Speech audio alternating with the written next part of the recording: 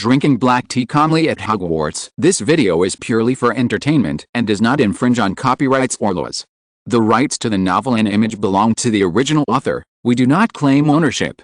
Don't like waiting and want to listen to this fanfic in full now? Subscribe to our Patreon, where you'll find the best fanfics. Chapter 176 The Banquet in Progress. In the newly renovated auditorium, students are no longer assigned seats by colleges in the past. The original long tables were gone, replaced by round tables, and the students sat in their own small circles around the round tables. Zhang Su looked at the guest seat where he was, and then at the large table behind him. No matter how he looked at it, he felt familiar in today's auditorium. "What are you looking at?" Fu Rong turned her head and asked Zhang Su. "Do you think the layout of the auditorium today is very similar to the wedding banquet at our wedding?" Zhang Su said. Puff 3 times, Fu Rong, Dong Nai beside her, and Zhang Chu who was sitting beside Zhang Su laughed. Seeing Cedric who also laughed after hearing Zhang Chu's report, Dumbledore said to Zhang Su, "If there is something to make us all happy, Zhang." Just now Zhang Su and Fu Rong spoke Chinese. Apart from the two of them, only Zhang Chu and Dong Nai could understand it. "I mean," Zhang Su said to Dumbledore, "the layout of the auditorium today is the same as the wedding banquet in Huaxia. Our current guest table is usually where the newcomers and their parents and elders are." After hearing Zhang Su's explanation, the three principals, Ludo Bagman and others all laughed. The young people on the table were all a little embarrassed, except for the thick-skinned Zhang Su. After the joke, Dumbledore looked at his menu carefully, and then said very clearly to his plate, "Pork chops." Immediately the pork chops appeared on a shiny golden plate in front of Dumbledore. At this time, Zhang Su was also looking at the menu. There were so many appetizers, main meals and desserts on the menu that he was dazzled. He thinks this automatic ordering system is very interesting, but it cannot be promoted in China, because the country is too big and there are many accents, so it is easy to cause accidents. If someone says shui shui dumpling a gravo to the plate, it is not known whether there will be a pillow or a bed in the plate. Speaking of dumplings, Zhang Su regrets not being able to see dumplings on the menu. As the saying goes, Christmas dumplings are garlic, and next year's income will be several million. Christmas reunion and eating steamed dumplings, the family will be happy and healthy. Christmas dumplings will not be wine, and the next year will be a struggle. In desperation, Zhang Su had no choice but to order a starter of foie gras, baked snails and oysters. Zhang Su dipped the foie gras on the bread, and the taste was like drinking good wine. The faint aroma continued to make people's lips and teeth fragrant. Then Zhang Su held the fragrant baked snails with tongs, and picked out the snail meat from the shell with a specially prepared fork with the other hand. Eating it was smooth, juicy and extremely delicious. Then there are raw oysters with a few drops of lemon juice. The fresh lemon juice fully stimulates the best taste of oysters, and the light sweetness immediately fills the whole mouth. Then Zhang Su ordered the lobster bisque, which is delicious and thick, and this bisque unexpectedly suits his taste. The side dish is Scottish smoked salmon, which is smoked in aged whiskey barrels, which adds a touch of aroma to the fresh and tender fish and makes the meat more chewy. For the main course, Zhang Su chose roasted venison leg, which was marinated with garlic, thyme, juniper berries, rosemary and pepper, and the taste was tender and soft. The final dessert is a Christmas tree stump cake in the shape of tree bark with chocolate on the outside of the cocoa cake roll, sprinkled with icing sugar garnished with mushrooms made from shortbread. After drinking and eating, Zhang Su ordered a cup of black tea and chatted with everyone while drinking. At the dining table just now, Zhang Su naturally didn't just concentrate on eating. He chatted with everyone while eating delicious food. Zhang Su chatted with several principals opposite him about several other magic schools in the world, especially the Castelo Busque School of Magic located deep in the Brazilian Rhine forest. Castellabusque School of Magic is very good at herbalism and magical zoology. Zhang Su felt very sorry for not being able to go there to see all kinds of strange herbs and magical animals. There is also the Goddess Dora's School of Magic in Russia. Zhang Su had asked Drogaya about this magic school before, but Drogaya went to Boxburton to study like her own mother. Not much is known about the Dorat School of Magic. On the contrary, Karkaroff knew something about this mysterious magic school, but due to the regulations there, he could not tell too much information. He only knew that the school was located inside the Arctic Circle. As for the magic school located on South Iwo Jima, Zhang Su didn't mention it, because he knew that the school was bombed once 50 years ago. Meanwhile, Krum is chatting in Russian with Tonya. Both Bulgarian and Russian belong to the Slavic language family, and the two are somewhat close. But Zhang Su saw that Donia had a businesslike smile on her face. Crumb, who was not very familiar with Donia, couldn't see it, but Zhang, who had studied alchemy and worked hard with her, Su can still tell the difference. Back in St. Petersburg, Tanya's smile was much livelier when she teased Zhang Su than it is now. When the students had finished their dinner, Dumbledore stood up and told the students to follow suit. Then with a flick of his wand, some of the tables whizzed away to the walls, leaving a space in between. He conjured up a high stage, which was attached to the base of the right wall, on which stood a drum kit, some guitars, a lute, a cello, and several organs. Immediately, the Weird Sisters rushed onto the stage together, and the students burst into thunderous applause. Immediately afterwards, the lights on the table were all extinguished. All four warriors and their partners rose, and the ball began. Zhang Su took Fu Rong's hand and walked into the brightly lit dance floor under the gaze of everyone. The Weird Sisters played a slow, lilting tune. On the dance floor, Zhang Su supported Fu Rong's waist with one hand, and tightly held Fu Rong's hand with the other. The two danced cheerfully. For tonight's dance party, Zhang Su practiced with Fu Rong a while ago, so his performance today is very good. Soon, many people also brought their partners into the dance floor and danced to the music. On the dance floor, Harry and Ron behaved the same way as the two brothers and sisters. They were all being manipulated by their dance partners in circles. Not far away, Neville stepped on Hannah's feet several times. After the song, the auditorium burst into applause again. Fleur left the dance floor to find Gabriel, who followed Neville. Zhang Su sat at a table, drinking a glass of butterbeer. Not long after, a girl appeared in front of Zhang Su who came to dance with him. Chapter 177. Seeing Gabriel, who was standing in front of him inviting him to dance, and Furin, who was not far away showing a helpless smile, Zhang Su pinched Gabriel's little nose speechlessly, and then dragged her into the dance floor. Gabriel looked very cute in a silver gray robe today. On the dance floor, Zhang Su couldn't reach Gabrielle's waist, so he could only support her shoulders while being careful not to step too far and kick her. After dancing to the song, Gabrielle's little face was flushed with exhaustion, and Zhang Su couldn't help pinching her. Zhang Su took Gabriel away from the dance floor and found Fu Rong, who was resting at a table next to the dance floor. Not long after sitting down, Dong Naya found Zhang Su. "Do you have any wine?" Dong Naya asked Zhang Su. Zhang Su handed her 2 bottles of butterbeer. "Dear comrade, don't bring up wine that can't be lighted with a lighter, it's not good," Tanya said seriously. Reluctantly, Zhang Su could only take out a large bottle of plum wine made by himself from the treasure bag and handed it to her. Watching Dongia take the wine to Crumb, who was sitting at a table not far away, Zhang Su lit a candle for Crumb in his heart. "Big brother, let's go dance together." Before Zhang Su looked away from Dongia and Crumb, someone lined his shoulders and invited him to dance. Zhang Su turned his head and looked speechlessly at Scarlet, who was standing beside him, and invited him to dance. Zhang Su turned his gaze to Fu Rong, but when Fu Rong saw him turn his head, she immediately lowered her head to talk to Gabriel, pretending she didn't see the movement from Zhang Su's side. Zhang Su could only say hello to her, and then walked to the dance floor with Scarlet. "Can you dance tango?" Scarlet asked. "Tango is about waiting and waiting, 3 steps and 1 darting, 2 and 2 turning back, 5 steps and 1 wave, and then you waiting and waiting." Zhang Su's understanding of tango is nothing more than that.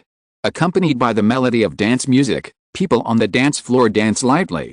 "Why did you drink so much?" As soon as he supported Scarlet's waist, Zhang Su smelled a strong smell of alcohol coming from her body. "I miss my loved ones during the festive season," Scarlet said with a sigh. "It's better to drink less." Zhang Su could only persuade. The other side just responded softly. The two stopped talking, but just danced to the sound of the music. After the dance music ended, the two of them left the dance floor. Zhang Su returned to Fu Rong, and Scarlet left the auditorium. Zhang Su found that Dong Nai had already sat beside Fu Rong and was talking to her with her arms around Fu Rong's shoulders. Turning his head to look, Crumb was already sleeping soundly on the table. At this time, Tanya's face was blushing. "Plum wine is not such an easy-to-handle wine. When I first drink it, I feel like drinking sugar water. After a while, after the stamina picks up, I often pour it down before the hangover spell can be used." Seeing Zhang Su approaching, Dong Nai let go of Fu Rong, pulled Zhang Su up and walked to the dance floor. The helpless Zhang Su could only give Fu Rong an apologetic look. It's better to drink less. This is the second time Zhang Su advised people to drink less tonight. The painting style of tonight's dance is a bit abnormal. 1 and 2 have drunk too much? Dong Niu was obviously drunk, and her body was a little weak, which forced Zhang Su to support her with a little force. I told him that if he can drink more than me, I will be his girlfriend. Dong Nia said. Next, Dong Nia was walking some messy dance steps, while talking to Zhang Su. I really don't know what he likes about me, can I change it? And so on. As a result, a dance song was not over, so Zhang Su helped Dong Nia, who was weak from alcohol, to leave the dance floor. After helping Tonya to sit on the chair, let her also lie on the table. Furin had no choice but to support Dong Nia, and went back to Boxburton's carriage with Gabriel. After Fu Rong left, Zhang Su also left the auditorium. Zhang Su, who left the auditorium, did not go back to the dormitory, but walked out of the castle. The lawns outside the castle gates are now gardens of bushes, ornate winding paths and giant stone statues. The gardens are dotted with fairy lights, which means there are hundreds of living fairies sitting in conjured bushes or flapping their wings on statues that appear to be Santa Claus and his reindeer. People sit in pairs on carved benches in the garden. Apart from the well-known student couples, Zhang Su also saw Filch and Mrs. Pingsy sitting on a bench next to each other. The students who are not old enough to participate in the dance party are basically having fun outside the castle. Within a few steps, Zhang Su saw Mrs. Maxim coming out of the bushes and angrily walking towards Boxburton's carriage. After a while, Hagrid also left the bushes and walked back to his hut. After watching the excitement, Zhang Su was wandering outside, throwing a big and cold snowball into the bushes from time to time, reminding some young people inside not to go too far. After Zhang Su threw several big snowballs, he saw Fu Rong, who had settled Gabriel and Tonya back in front of the castle. Zhang Su took Fu Rong's hand, and instead of going into the castle, he led her towards the lake in a direction where no one was around. A few minutes later, the two came to a meadow surrounded by trees and bushes by the lake. The moment they walked to the middle of the grass, nearly 100 little fairies with white lights flashing in the air suddenly appeared around the grass. These little fairies make a living by renting themselves out as decorations for various banquets and dances, and Christmas is the peak season for work every year. If Zhang Su hadn't hitched a ride with Hogwarts, and he was willing to spend money, he would have invited dozens of little fairies. At the same time, melodic music sounded around the grass, and the little fairies in the air also danced to the rhythm of the music. "Beautiful Miss Delacour, would you like to dance with me?" Zhang Su stood in front of Fu Rong and bowed to salute. Furin nodded, smiled and stretched out her right hand. Zhang Su took Fu Rong's hand and put his other arm around her waist. The two danced briskly to the sound of the music. On the grass by the lake, the little fairies danced in the air with the sound of music. They were dotted with fluorescent lights, weaving into crisscross ribbons under the dark night sky. In the middle of the grass, the dancing steps are light and the breathing is shallow. It keeps spinning on the grass to its heart's content, like feathers blowing in the wind in the clouds. The toes lightly stroke the grass on the ground, as light as a dragonfly skimming the water. Sometimes it is as light as a swallow returning to its nest. Sometimes it spreads its wings and soars like a white swan. This is a world belonging to the two of them, and no one will come to disturb them anymore. Worry and sorrow have nothing to do with this moment. The lover in front of me is everything in this world. Chapter 178. On the second day of the Christmas ball, Zhang Su slept until after lunch before getting out of the warm blanket. After finishing the seafood spaghetti that the house elf in the kitchen brought to him, Zhang Su decided to take a stroll outside the castle with Fu Rong in the afternoon, to see if he could find some good things in the Forbidden Forest. As soon as he walked to the foyer of the castle, he saw two first-year students from the Badger Academy rushing in. "Zhang, it's not good, something big will happen," Owen Caldwell shouted as soon as he saw Zhang Su. "Why did you eat the big squid in the lake?" Zhang Su asked. "No, there was a fight," Kevin Whitby said loudly. "Everyone fought by the lake." When Zhang Su heard this, his face immediately became serious. It is common for students to fight in this school. Except for the few days when preparing for the exam, if there is no incident of students fighting for 3 consecutive days, the professors will feel very strange. As long as the professors didn't find out on the spot, or caused no serious harm, everyone would keep their eyes open and close their eyes to such things. Generally speaking, students fight one-on-one, and there are very few group fights. So when the people involved in the fight were everyone, Especially at this point in time when students from 3 schools gathered in Hogwarts, Professor Zhang had to take this matter seriously. "Tell me what's going on," Zhang Su asked. "By the lake, our men fought Durmstrang's students," Kevin Whitby replied. "Which side has the upper hand now?" Zhang Su asked again. We have a lot of people, and there are many senior students by the lake," Owen Caldwell replied. "Then there is nothing to worry about," Zhang Su said with a sigh of relief.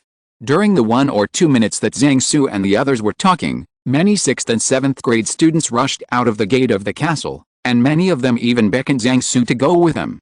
"Go and report to Professor Dumbledore," Zhang Su said to Owen Caldwell. "You can guess the password at the door of his office slowly." Then Zhang Su said to Kevin Whitby, "Go and watch around the lake right now. If our people suffer, hurry back and report to Professor Dumbledore. The password at the door of his office is honey grapefruit tea." The 2 students nodded in understanding, and then split up. "It seems that I have to solve this problem first," Zhang Su said helplessly to Fu Rong. After walking out of the castle, Zhang Su walked straight towards the accident site by the lake, while Fu Rong followed to watch the excitement. Zhang Su walked towards the place by the lake where the shots were loud, and soon reached the scene of the accident. The crowd by the lake stands on 3 legs. A group of Durmstrang students wearing red robes were pinned down on a grassy field by the lake. Boxbutton students in blue robes stood in the distance together, becoming a melon-eating crowd, but after seeing Gabriel in the crowd, Furin walked over immediately, for fear that she might encounter any accident. The largest number of Hogwarts students gathered together, and the students in front lined up to cast spells on the students of Durmstrang. Farther away from them was a group of Hogwarts watching a student of the lower grades. Hogwarts students, who have experienced many battles in the past few years, are particularly knowledgeable about group fights. Durmstrang is famous for teaching black arts to students, and the student representatives who came to Hogwarts this time are even the elite of the school. When it comes to heads up, Hogwarts students don't have many students who can beat their students. If it is 10 against 10, the students of the 2 schools will be split, dot. But when the number of people exceeds 20 or more, Hogwarts students can beat the opponent, not to mention that this is Hogwarts' home court. There are not many people, but there are many people. Now standing opposite the Durmstrang students were several rows of Hogwarts students. Unlike myself, although a group of people get together, everyone fights alone without cooperation. The Hogwarts students on the opposite side automatically form a group of 4 or 5 people, select a target and attack together, knock the opponent down before changing to another target. What made Durmstrang's students most distressed was that the Hogwarts students standing in the back row were responsible for casting the Iron Armor charm on the students standing in the front row, so that the students in the front row could concentrate on attacking.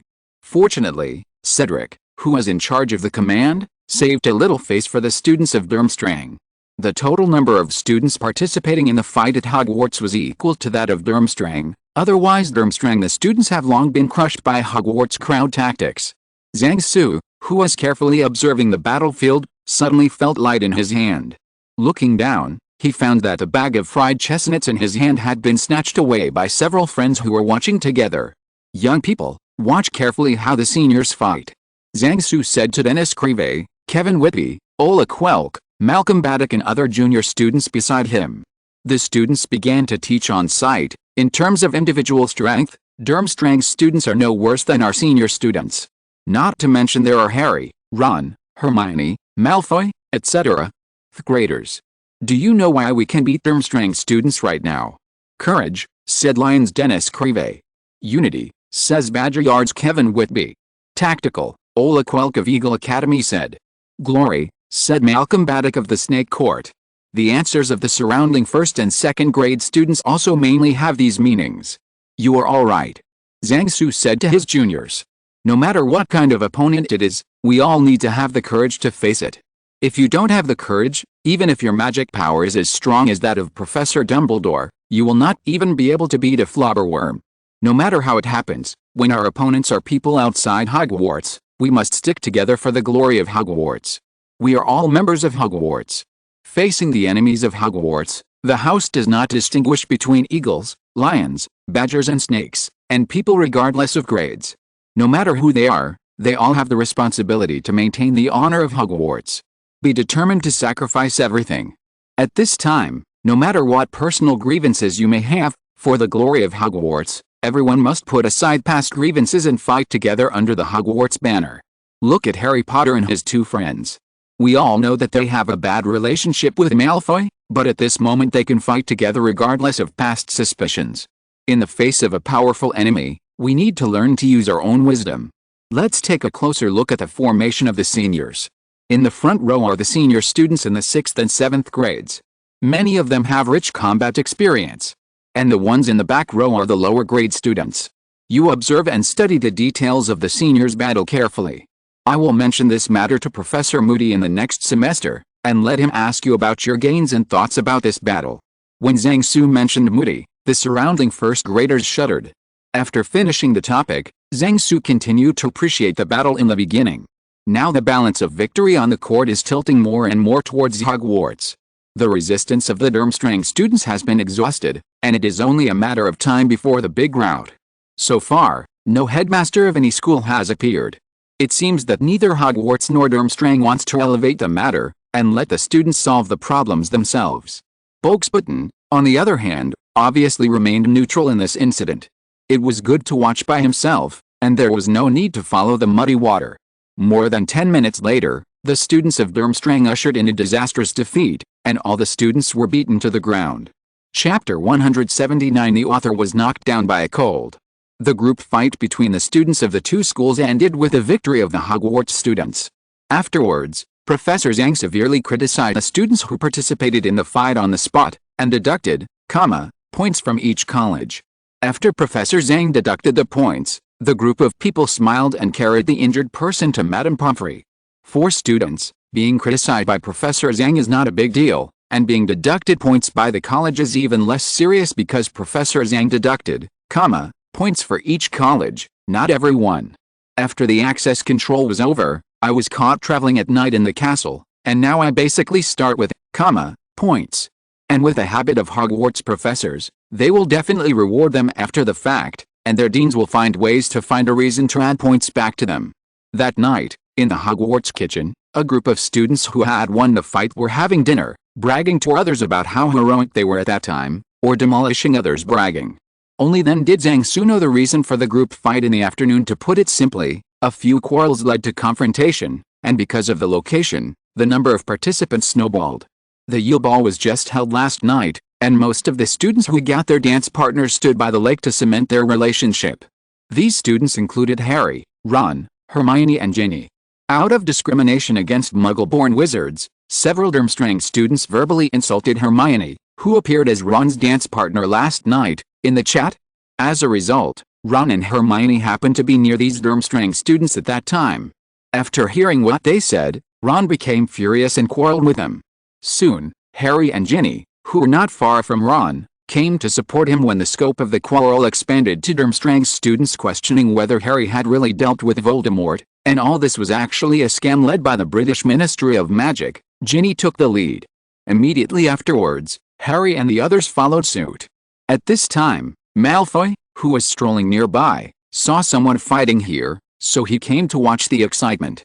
Malfoy saw that Harry Potter was being bullied, and followed suit. The fight between him and Harry's brothers fight against the wall, which belongs to the internal conflict of Hogwarts. Harry and the others got into a fight with students from other schools, and that was resisting insults from outside.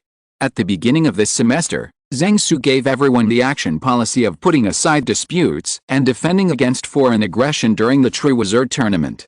The reason is to help my family win first, and Dumbledore will bear it anyway when the sky falls. Therefore, in order to help Fu Rong during the Triwizard Tournament, Zhang Su declared in advance that he would not participate in the Triwizard Tournament warrior staff formed by the students, and would not use Hogwarts resources when helping his girlfriend, so as not to. He was regarded as a traitor who knew foreign countries. What do you say? According to the regulations, warriors can only work hard on their own and cannot get help from others. A group of students with a long family history immediately dug out a lot of examples from the pile of old papers at home, proving that cheating has been an inseparable part of the Triwizard Tournament since ancient times. In such a big environment, if Malfoy sees Harry and the others being bullied and doesn't help, he won't have to hang out at Hogwarts for the next few years. So even if he and Harry Potter were deadly enemies, Malfoy could only take out his wand and rush up with his two followers. When the wizards were fighting, the more people involved, the more disturbance there would be. Senior students as a pair of life, the group with the most urgent need for a partner. Most of the senior students are outside the castle today to consolidate their relationship with their dance partner last night, and then look forward to the future, and if it goes well, think about what the children should be named in the future. The news of the fight first attracted this group of senior students who were fearless. Their self-confidence was built on the basilisk and werewolf in the past 2 years. When the surrounding students were overwhelmed by the crowd, students from both schools joined the battle group one after another, and the students from Hogwarts even fired cloud-piercing arrows to shout. Since there were no serious casualties, the high-level officials of the school adopted a cold treatment and exercise restraint. At dinner, Karkaroff's face was as black as the bottom of a pot, sitting on the professor's chair. His own students lost a fight, and they didn't have the ability to fight with Dumbledore. Louding didn't need to take action himself. He could restrain Karkaroff in all directions by sending Moody alone so he can only turn grief and anger into appetite. Instead, it was Krum who found Hermione in the cafeteria and apologized to Hermione on behalf of the Durmstrang students. The principal no longer pursued the matter, so the matter was over, and the students of Hogwarts returned to their old lives. Harry's trio and Malfoy's gang continued to quarrel as soon as they met, and pulled out their wands to beat each other. After the Christmas holiday, many students discovered that the professor of the Protection of Magical Creatures class had changed. Hagrid did not appear in the class, and the class was taught by an elderly witch, Professor Graplin. Zhang knew that this would happen when he read the Daily Prophet in the morning. Rita Skeeter attacked Hagrid. On the night of the ball, Zhang discovered Rita Skeeter, who had just eavesdropped on Hagrid's speech after turning into a beetle through the animagus detector in his hand. Rita Skeeter thought that Zhang didn't know her existence. When she wanted to approach Zhang quietly to collect some gossip about Zhang threw a snowball into the bushes and startled the bushes. A pair of male and female students who almost went too far. This led to Zhang's next act of using snowballs to lower the fire on some students. The relationship between Zhang and Hagrid has not improved, so Hagrid was not on the list of people Zhang prohibited Rita Skeeter from smearing. Rita Skeeter, who got the new material, naturally made big news. Such big news naturally stabbed Hagrid more than a dozen times in his heart, making him hide in his cabin for many days without going out. Knowing that Zhang and Rita Skeeter have a good relationship, Ron also took Harry and Hermione to find Zhang who was changing homework in the office, and asked him to think of a way to change the image of giants in people's minds. Zhang said that it is not difficult to help a Hagrid. To help a Hagrid, all they need is for the three of them to encourage Hagrid more, and let Hagrid feel the warmth from his friends. However, the Society's views on giants cannot be reversed by Zhang alone, even with Dumbledore. To change the whole Society's impression of giants, it cannot be achieved by just one or two people. The most important thing is that giants need to stand up and change their previous vicious and brutal images in people's minds. If the giant does not stand up, it will be useless for others to say more, but the giants themselves have no plans to change their image. Harry and the others want to change the image of the giants can only be wishful thinking. After listening to Zhang analysis, Harry and the others had no choice but to help Hagrid first. At this time, Zhang asked Hermione to stay, and asked Harry and Ron to talk to Hagrid first. Chapter 180 Teach Hermione How to Do Things. The lights in the Muggle Studies professor's office were brighter than those of the other professors. Because Professor Zhang is not used to writing under the light of candles, he simply got a few lighting fixtures in his office that are similar to fluorescent lamps. As a wizard with full lighting skills, this is a piece of cake for Zhang. At the same time, with a trace of smoke wafting from the aromatherapy burner beside the desk, the air in the office is filled with a faint scent of sandalwood. On the windowsill of the office, there is a large pot of daffodils that occupies the entire windowsill. On the shelf by the fireplace, there are pots of succulents on both sides of the door. There are 2 pots of orange trees pruned into a cylindrical shape with a height of 1 person. On the right side of Zhang's seat is a tall fortune tree. Sitting in such an office, Hermione didn't feel a little depressing like sitting in the dimly lit offices of other professors, but felt extremely relaxed. Zhang poured Hermione a cup of tea, and then said to her, "I want to talk to you about something about the House Elf Rights Promotion Association." Hermione had seen Hogwarts house elves in the kitchen in her first year, but she had always assumed that house elves were Hogwarts employees. It wasn't until she met Winky in the box of the Quidditch World Cup stadium in the summer of 1994 that Hermione knew the status and situation of house elves in the Magical Society. When Zhang Su and Hermione were living in the burrow in the last week of summer vacation, Hermione wanted to discuss with Zhang Su about house elves. Zhang Su, who didn't want to get involved at the time, would change the topic every time. As soon as the school year started, Hermione founded the House Elf Rights Promotion Association. After Hermione chatted with Dobby in the kitchen and learned that Zhang Su had also hired Dobby, she tried to get Zhang Su to join the club many times, but Zhang Su refused every time. It was only recently that Hermione started fooling Gabriel, which gave Zhang Su the idea of helping this small organization with problematic working methods. Hearing Zhang Su talking about the House Elf Rights Promotion Association, Hermione's eyes became serious. First of all, I want to know what the ultimate goal of the House Elf Rights Promotion Association is, Zhang Su asked. Stop cruelty to house elves and improve their legal status, Hermione replied. So, how did you do it? Zhang Su asked again. Find a way to dress the house elves and give them freedom, Hermione replied. Throwing clothes won't save the house elf. Zhang Su shook his head and said. But Hermione was about to argue, but was interrupted by Zhang Su's hand. If you want to talk about national liberation and independence, let's first look at the house elves as a nation. Now there is no nation in this world that has more successful experience than our Chinese nation. Zhang Su said, as a friend, I have to let me tell you a little bit of revolutionary experience. Hermione nodded, took out her notebook and quill, and was about to start taking notes. Zhang Su also organized the language. Does it have any effect when you give the house elves clothes? Zhang Su asked. Hermione thought about it, and finally shook her head helplessly and said, no. Except for Dobby, the other house elves are terribly afraid of those clothes. Most house elves are used to their jobs, and they seem to like it very much. The house elves think it's an insult to you for what you do. Do you know why? Zhang Su asked again. Hermione shook her head dejectedly. Do you know about house elves? Have you ever investigated the history and current situation of house elves? Zhang Su asked again. Hermione was about to nod, but she suddenly realized that she didn't know any other house elves except Dobby. As for the history of the house elves, she was even more blindsided. Finally she shook her head helplessly. Looking at Hermione shaking his head, Zhang Su just smiled helplessly in his heart. It's not Hermione's fault. It's a problem with British education. Hermione never learned that studying medicine can't save Chinese people when she was a child, and she was not taught this in British schools.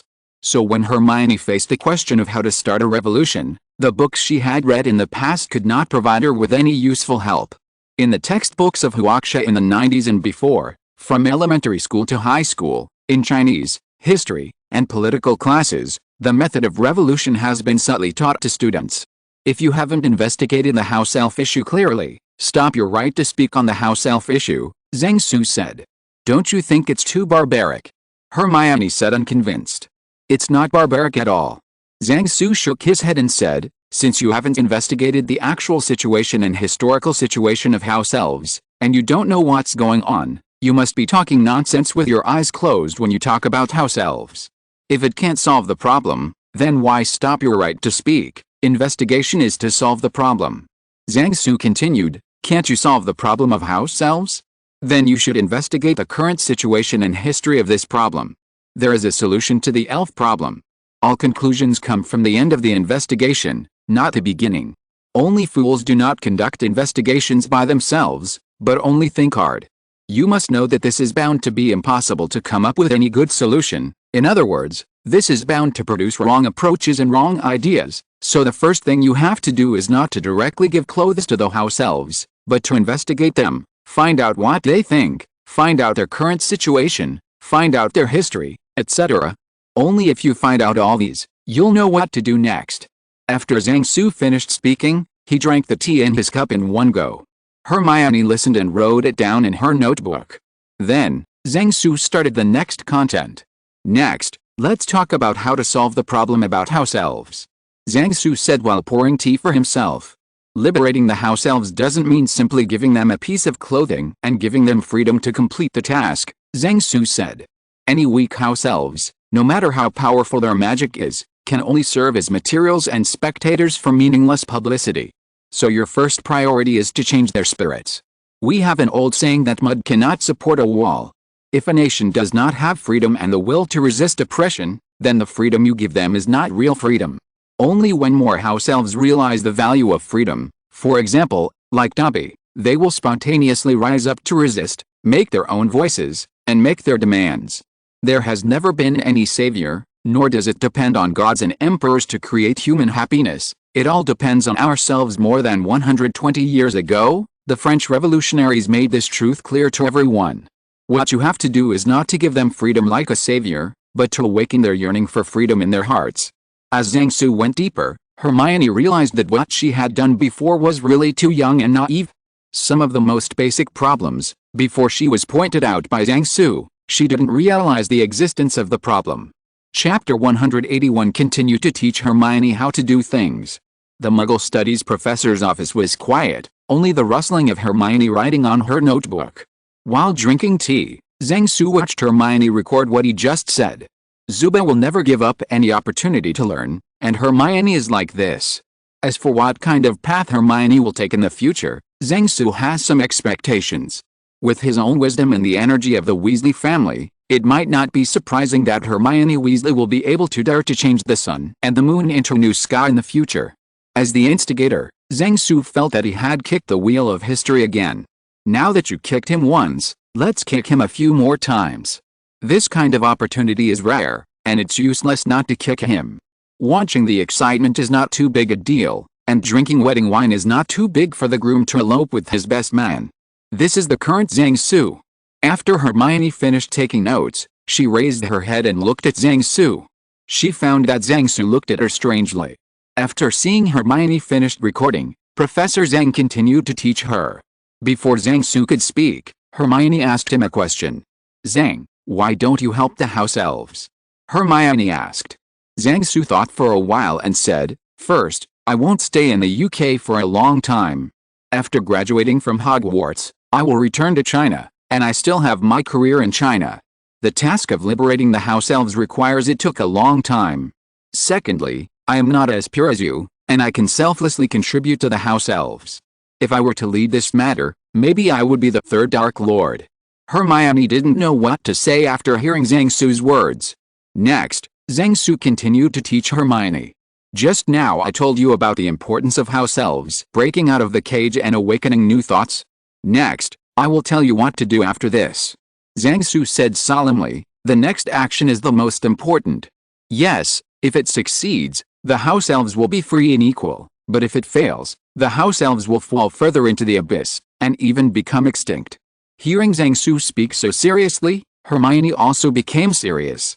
After the emancipation of the house-elf's mind, there will be two paths to take when fighting for its own rights, Zhang Su said. One is violent revolution, and the other is non-violent resistance. Both paths require house-elves to stand up and fight. Since you want freedom, if you want it, you can talk. If you don't say what you want, how will everyone know that you really want it? Although you look at everyone sincerely, you still have to tell everyone what you want. It's impossible for you to say that you want it and everyone will not give it to you, and you say you don't want it and everyone will give it to you, so everyone has to be reasonable. Only by letting the whole magical society know that the house-elves want to be free will people start to solve this problem. But fighting for freedom also requires methods and methods. Why is Gringotts, an important institution, in the hands of goblins? It's because goblins paid for it with their blood. The Goblin Rebellion, told in the History of Magic class, gave goblins the right to talk to human wizards on an equal footing. You know, even now, wizards still discriminate against goblins. But I don't recommend you to take this approach, because you are not good at it at all. So I suggest you choose a non-violent way to fight for the rights of the house-elves. It would be too hard for Hermione to play out of wand and out of wand. After Hermione digested what Zhang Su said just now, Zhang Su continued to teach Hermione. You should know the American professor Martin Luther King, right? Zhang Su asked. Yes, he is the leader of the African American civil rights movement. Hermione replied. You should be aware of the African American movement for the civil rights of African Americans through nonviolent protests that rose from the 50s to the 70s in the United States. Zhang Su asked again. Hermione nodded. I think you can study this movement carefully. Zhang Su said, this movement has a very good guiding effect on your actions. Having said this, such a picture appeared in Zhang Su's mind. In Diagon Alley, Hermione stood on a high platform and shouted, today, I have a dream to the wizards and house-elves below. and the house elves in the audience shouted, "House elves will never be slaves." This picture is so beautiful. I would like to remind you of one important point.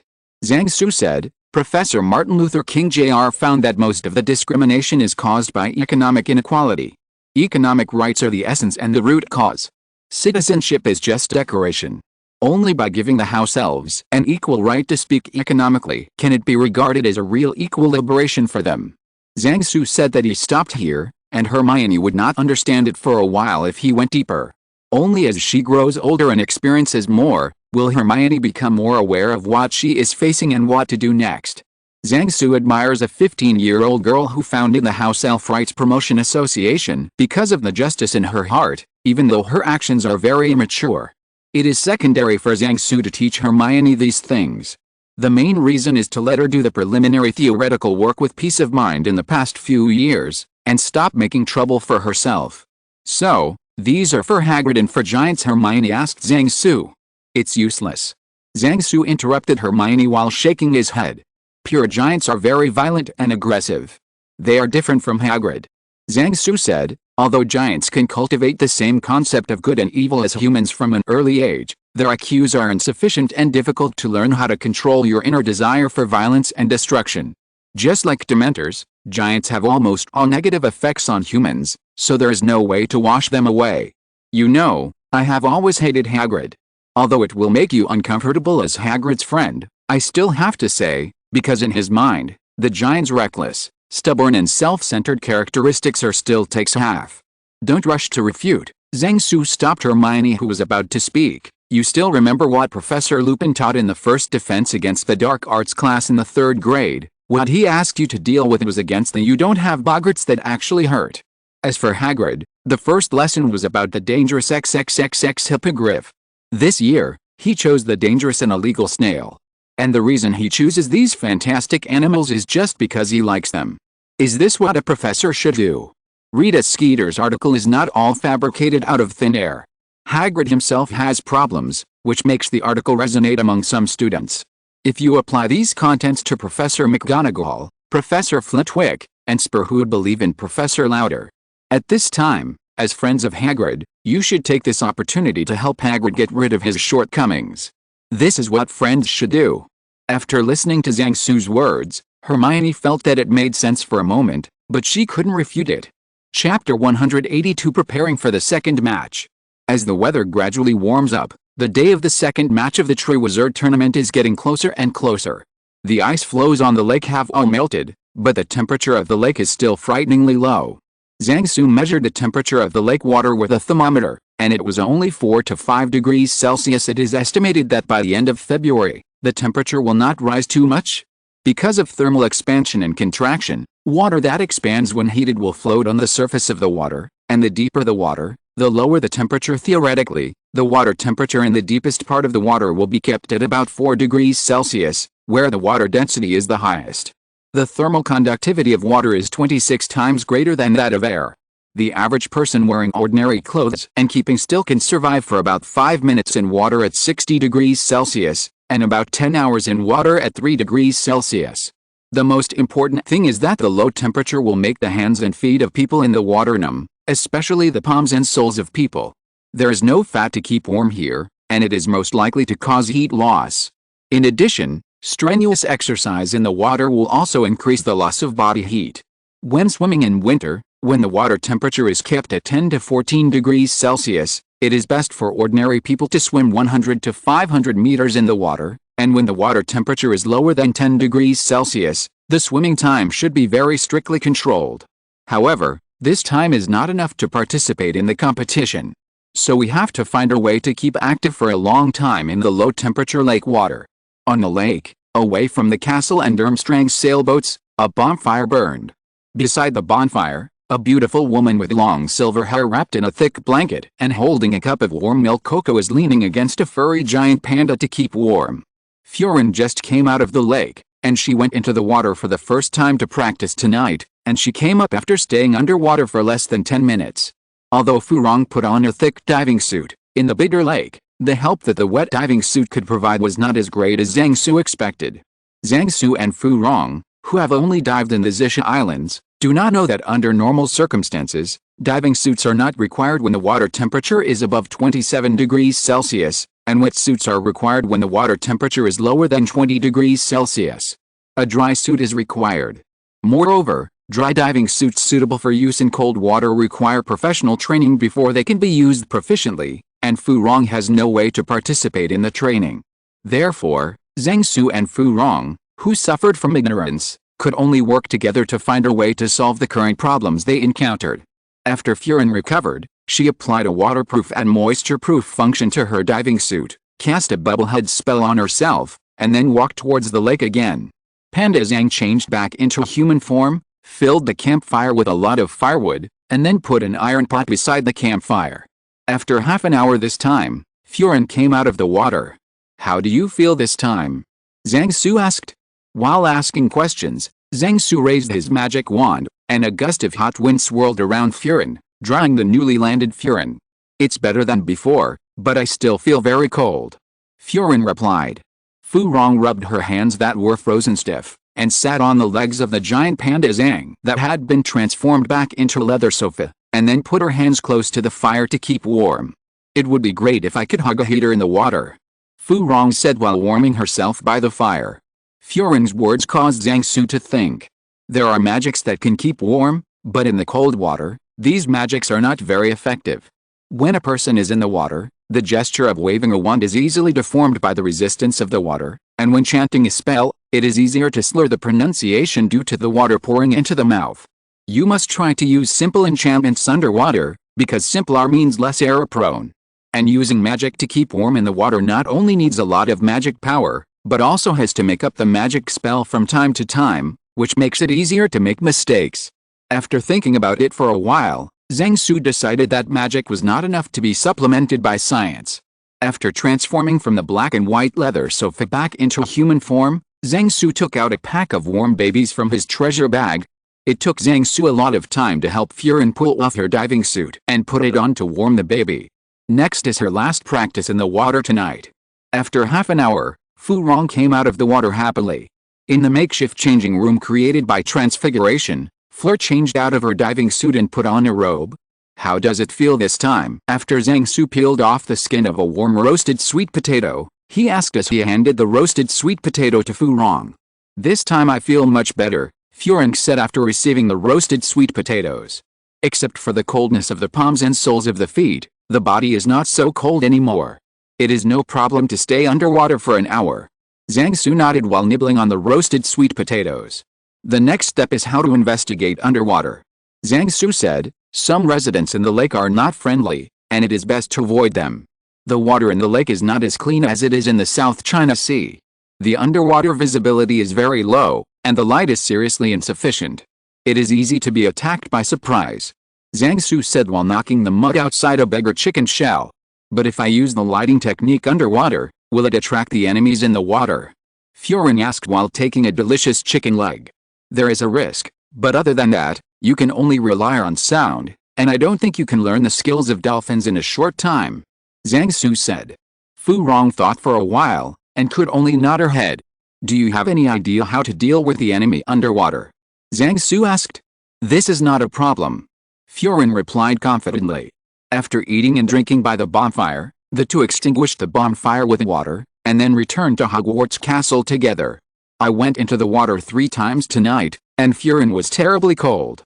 Although he roasted by the bonfire for a long time and had a warm supper, Zhang Su still felt that Fu Rong's hands were still very cold. After walking into the entrance hall of Hogwarts Castle, Zhang Su took out the Marauder's map and saw Harry and Ron in the prefect's bathroom. The warriors all knew that after the second game was played in the water, everyone started targeted practice. The prefect's bathroom was naturally Cedric and Ron's first choice. Zhang Su also greeted Filch, telling him to ignore the actions of the two warriors. So every time Zhang Su and Fu Rong went to the prefect's bathroom, he would first use the Marauder's map to check if there was anyone in it. Zhang Su, who planned to let Fu Rong take a warm bath before going to bed, had no choice but to take her to the professor's bathroom. More than an hour later, Fleur and Scarlet walked out of the professor's bathroom talking and laughing together. After sending Scarlet away, Fu Rong put down Zhang Su, who was hanging upside down on the top of the corridor in front of the bathroom door. If you're listening to this novel on a channel other than Fanfic World, it means they downloaded and uploaded it without effort. We cordially invite you to visit our channel, Mundo Fanfic Novelis. There you'll find the original version of this story, and you can explore many other novels of various genres. We're waiting for you to immerse yourself in a world of incredible novels. Chapter 183 Game 2 begins. First of all, thank you readers for your support. Your support is my motivation. Thank you everyone. I will read everyone's opinions and suggestions. I am not a person who can't listen to opinions. Although it is difficult for everyone to agree, I will try my best to make everyone like it. But your comment was deleted. It's my mother's fault. I don't bear it. Except for deleting a few advertisements when I first opened the book. Until now, I have not deleted the book reviews in this chapter. I am a reasonable person, so I also hope that everyone can also be reasonable when discussing issues. If there are curse words, my mother and I will delete them. Diane Yang's standard for deleting comments is amazing. 5 or more consecutive Arabic numerals will be changed. Pure expressions in book reviews will be deleted. Repeating the same content in a short period of time will also be deleted. Sometimes keywords that appear out of context will also be deleted. Woos. My own comments also sometimes disappear inexplicably. So after your comments are deleted, think about whether your comments were deleted because of some keyword combinations. When writing a book now, be careful everywhere. For example, the frequently used Big Trouble will become annoyance because the first 2 characters are leaves. There is also the 10 chances that are often seen in other books, which happened in the last year of the 80s. There are also Emperor Army and a certain party that often appear in fantasy books and other books, but they are the harmonized Empire Army in a certain country's military. So, I don't take my mother's blame. Chapter 184 The final test of Match 2. Compared with the first game, the second game is not so intense and exciting, but the danger in it is not comparable to the first game. The first game was held in the Forbidden Forest, and they could still run when they were in danger. However, in the second game in the water, it was not so easy for the warriors to escape. If they were not careful, they would drown in the lake. Moreover, a time limit was added to this game, so the warriors had to speed up their actions. Some problems that could be solved slowly with wisdom can only be solved quickly by brute force. Although Grindylows' combat effectiveness is compared with a fire dragon, one is in the sky and the other is underground, but at Grindylows' home court, they cause no less trouble to the warriors than the fire dragon. In the Forbidden Forest, there is such a big fire dragon lying there, the warriors in the dark can slowly find a way to attack the fire dragon. But in the water, the warriors need to worry about sneak attacks from the Grindylows in the dark. 1 or 2 Grindylows are not terrible, but when they are in groups, it is not so easy to deal with. Fleur, who was surrounded by Grindylow, used magic to conjure up 2 water figures to protect her close body, and then used her wand to launch vortices, rolling Grindylow and the water plants into the distance. Furin finally rushed out of the Grindylow nursery, and the large area of aquatic plants behind her had been completely destroyed by the whirlpool and the water man. Before swimming far, Furin heard the singing of the mermaid in the distance. The propagation of light is blocked underwater, and sound is the best lighthouse. After identifying the direction of the singing, Fu Rong turned around and swam quickly towards the source of the sound. It took her a lot of time to get rid of the entanglement of batches of Grindylow just now, and now she has to race against time.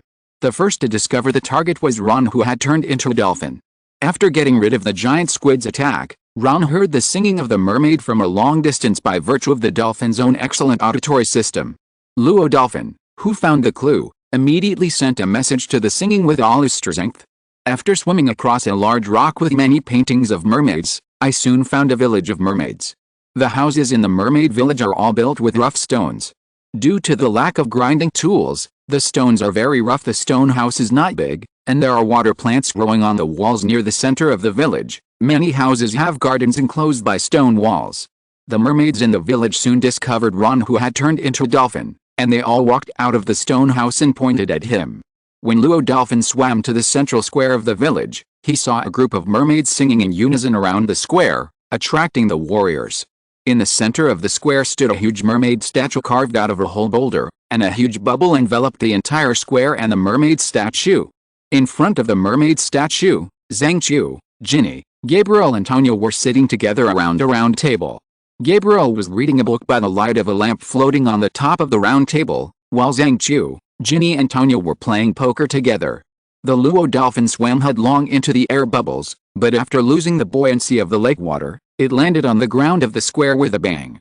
The 4 girls who heard the noise turned their heads and saw a large dolphin rolling and flopping on the ground. After coming here for a while, the dolphin changed back to Ron's appearance. Ginny, who had seen the person clearly, covered her face with her empty hands speechlessly, pretending not to know him. Ron walked towards Ginny and the others while touching his sore nose from the fall.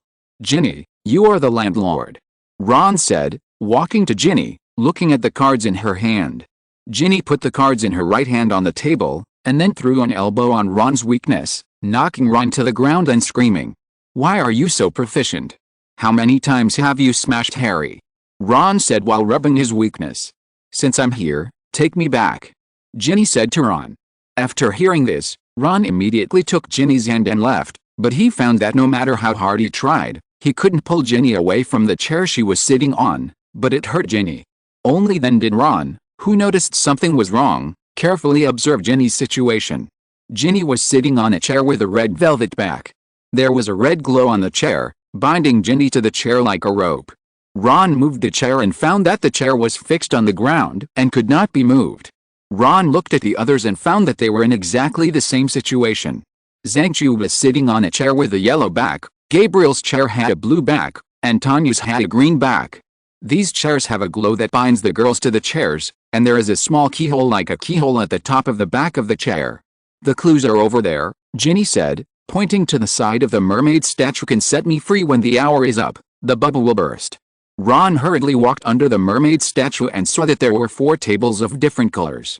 The colors of the tables corresponded to the colors of the chairs of the girls. Walking to the red table, Ron saw a row of 5 keys with exactly the same shape and color on the table. Also on the table was a piece of parchment with prompts written in English, French and Bulgarian simultaneously. 1. You only have 1 chance to pick a key. 2.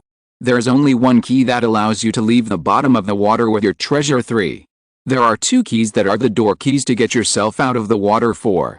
There are 2 keys that are just decorations. 5. The door key is on the left side of the ornament. 6.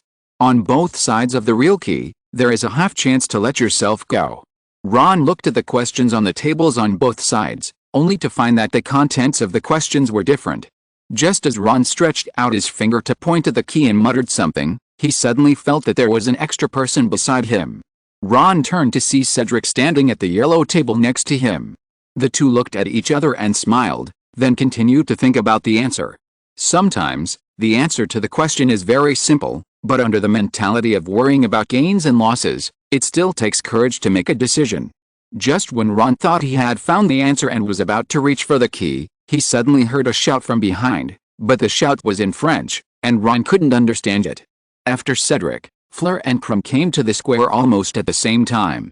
When Tanya saw Furin, she immediately called out, "Furin, go to the green table and get me out." Furin looked at Tanya with a smile, ignored her cry, walked to Gabriel's side and kissed Gabriel's cheek, then came to the blue table and carefully looked at the reminder on the parchment language. Crumb saw the other 3 warriors standing under the mermaid statue, and thought that the final challenge was there. After saying hello to Tanya, Crumb walked to the green table and was stunned.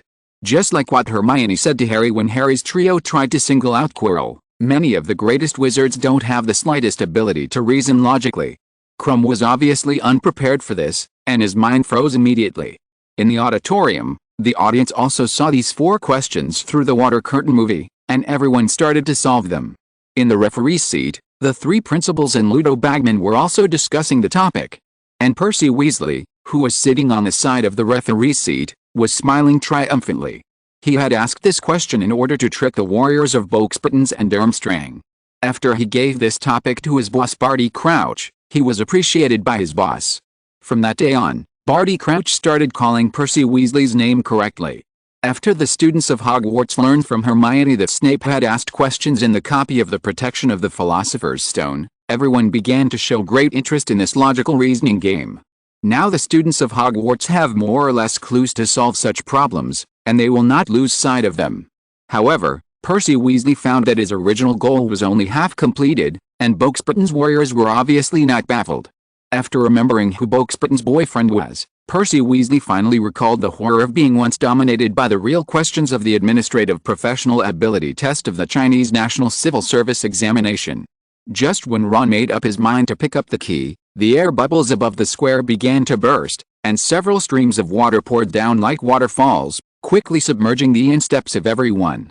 Ron immediately took the key and ran behind Ginny's chair, and inserted the key in his hand into the keyhole on the top of the chair. The red light that bound Ginny on the chair disappeared immediately, and Ron immediately pulled Ginny to run out of the bubble. On the edge of the bubble, Ron and Ginny each ate a biscuit, and then turned into dolphins and went to the water surface together swim. At this time, Fu Rong and Cedric also took Gabriel and Zhang Qiu out of the chairs at the same time, and led them out of the square of the mermaid village. Tanya, on the other hand, was sitting on the chair, turning her head and looking at Crumb, who was screwing the key of the decoration into the keyhole of the chair in a speechless manner. When the lake flooded to the top of Tanya's chair, Crumb had to move it away with a chair and a large piece of soil under the chair. Seeing Crumb moving away with chairs and clods, Snape and Professor Flitwick, who were hiding in a room next to the square to prevent accidents, looked at each other. Such an operation should not be considered a violation, right? It seems that it is not written in the rules that you can't move like this. The audience and referees on the shore were also stunned by Crumb's operation. Everyone was discussing whether such an operation was a foul. Chapter 185.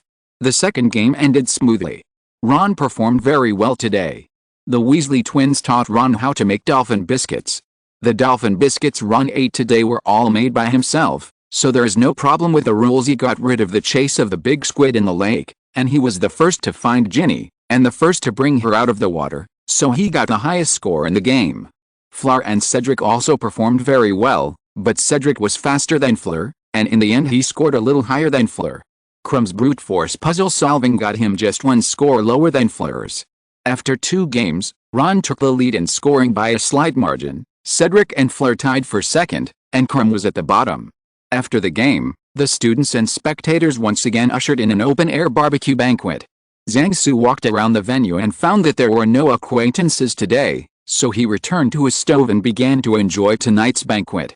Different from other barbecue stoves, Scarlet put a mandarin duck pot on the stove today, and on the side plate was a full plate of fat beef rolls, beef veal and other hot vegetables. When Zhang Su came back after walking around, the soup in the pot just boiled. Scarlet cast a banishing spell on their table so that no one else would disturb the 3 of them.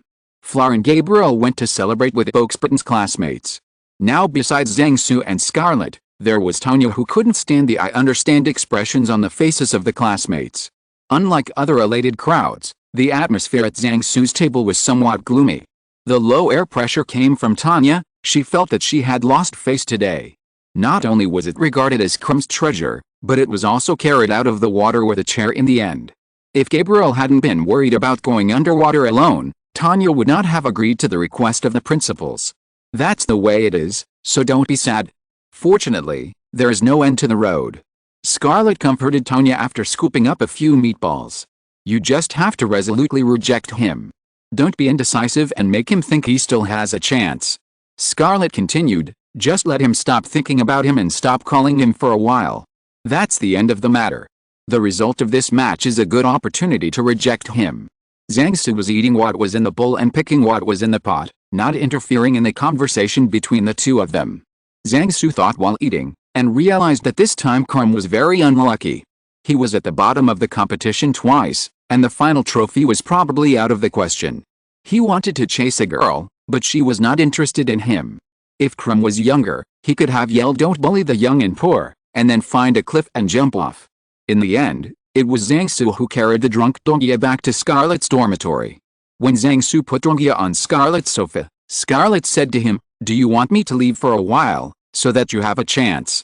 Zhang Su didn't answer her words, stretched out his hand and rubbed her head, and said, "I'm retreating, don't disturb you, you 2 have been together for 100 years, in fact, it's not bad for you to marry a wife for the rest of your life." 2 seconds later, Zhang Zufei walked out of the dormitory door and slapped on the corridor opposite the door. When Zhang Su rubbed his nose and walked down the stairs, he met Snape, whose face was a little colder than before. "Good evening, Professor Snape," Zhang Su greeted. Snape didn't reply, just stared at Zhang Su the way a policeman looks at a thief. Since the beginning of last year, the skin of the wood snake has been stolen from my office 26 times. Do you have any idea? Snape asked. There was a clue, but it was hard to tell. Snapman Br. Zhang Su shook his head and said, no, if I need it, I'll ask you directly. I haven't heard of anyone who needs to use it to secretly prepare potions recently. The Weasley brothers and the others all need it from the opposite corner. Ali mail order. Snape stared at Zhang Su for a long time before nodding his head. He knew that if Zhang Su needed materials to refine potions, he would ask him directly. Snape nodded, and when he was about to leave, Zhang Su stopped him. Professor Snape, I have a way to find the thief. Zhang Su said. In what way? Snape asked. Zhang Su reached out his hand to dig out the treasure bag, and then took out a small bottle of white powder, and handed it to Snape. This bottle of potion is colorless, odorless, soluble in water, and it will not react with other potions, nor will it change the properties of other potions. Zhang Su introduced, as long as the African tree snake used as bait, sprinkle some on the skin, and when the thief steals it, make it into potion and take it, and the thief who eats it will be exposed. What will happen if you eat it? Snape took the medicine bottle and asked while staring at the medicine in the bottle. Why don't you try it yourself? Zhang Su said with a smile, anyway, taking a small amount won't kill anyone. After it works, it will only make people lie down for a day or two at most. Thank you. Snape didn't intend to try it, put the medicine in his pocket, thanked him and left. After Zhang Su returned to the dormitory, he went to the balcony, sat on the rattan chair, and took out the Marauder's map to study. Barty Crouch Jr. should have gone to Snape's office to steal the African tree snake skin during the open-air dinner today. At this moment, the Marauder's map shows that he is staying motionless in his office, and he should be refining Polyjuice Potion. Putting down the Marauder's map, Zhang Su decided to start collecting the net. He cheated Barty Crouch Jr. once before and didn't let Harry Potter become a warrior. Since then, Zhang Su has been preparing to see what he has behind him. As a result, after waiting for 4 months, Barty Crouch Jr. has not made any special movement. Apart from frequent stealing from Snape's office, he was like a normal professor, giving lessons to students every day and then correcting homework. Every Saturday night, like Lupin, he went to the room of requirement to give instructions to the students. Although he didn't know what preparations he had made, or if he didn't do anything, Zhang Su decided to solve this hidden danger first, and then wait with Veritaserum Potion. The impact of getting rid of Barty Crouch Jr. is naturally the exposure of the two-hole socket man who lives in his house now. It doesn't matter if Voldemort is exposed, asking Dumbledore to deal with him in advance may have a miraculous effect, and it may not be possible for Voldemort to be fully resurrected by then. At that time, Barty Crouch was kept, and he was not afraid that Minister of Magic Fudge would cover his head. Fudge dared to kill Barty Crouch Jr. to silence him, but he definitely didn't dare to attack the old one. The impact would be too bad. In this way, Fudge will have to admit that Voldemort has returned, and he will not be in the mood to send someone to Hogwarts to seize power by then. For the good school life in the next school year, Zhang Su didn't want Umbridge to come to Hogwarts to make trouble. Although the wheel of history fell into the ditch twice in 3 days, its inertia still had a great effect, so Zhang Su had to make several preparations to avoid being caught off guard. If Umbridge really wanted to come next school year, there would only be 2 places for her, either the vacant Defense Against the Dark Arts class, or the Muggle Studies class that Zhang Su would substitute for. For Zhang Su, the position of acting professor is still very useful, and he doesn't want to lose this position before graduation. Chapter 186 The Silly and Cheerful Classmate Harry. On the second day of the second game, the students went to Hogsmeade to have fun again. Today, Furing and her girlfriends acted together. Yesterday, Furing's grades were good, so they decided to celebrate today. Last night, Furing's best friend hid for the whole night, and only recovered this morning. Therefore, Zhang Su acted on his own today. Walking on the path leading to Hogsmeade, Zhang Su saw Harry Potter with a smirk on his face. Good morning, Harry, Ginny. Zhang Su greeted Harry and Ginny. Good morning, Zhang. Ginny greeted. Good morning, haha Zhang. Hello haha Harry Potter's style of painting today is wrong.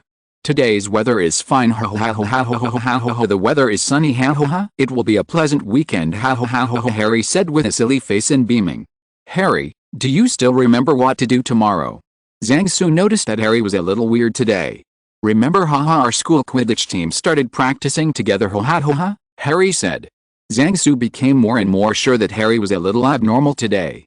If it was someone else, Zhang Su would only think that that person's head was kicked by Hagrid. But when Harry suddenly turned into such a silly look, Zhang Su had to pay attention. Who knows if this is Barty Crouch Jr.'s means to slowly turn Harry Potter into a mentally retarded classmate.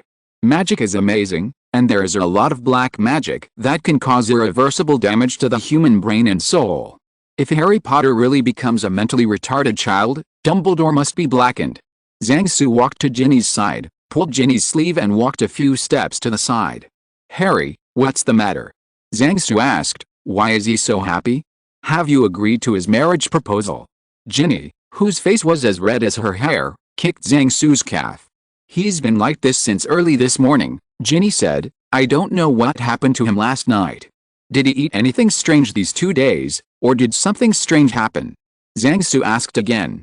"No, he's been normal during this time. He hasn't eaten anything from Fred and George." Ginny said, "A few days ago he found out that he was on the Easter 3 school Quidditch roster. He's never been this happy when he's looking for players." No clues could be found from Ginny, so Zhang Su came to Harry's side. "Harry, does your scar still hurt recently?" Zhang Su asked. "It doesn't hurt anymore, haha, I haven't had a nightmare recently," Harry said with a smile. "Then have you encountered anything special recently?" Zhang Su asked again. "For example, Professor Moody asked you to do individual exercises."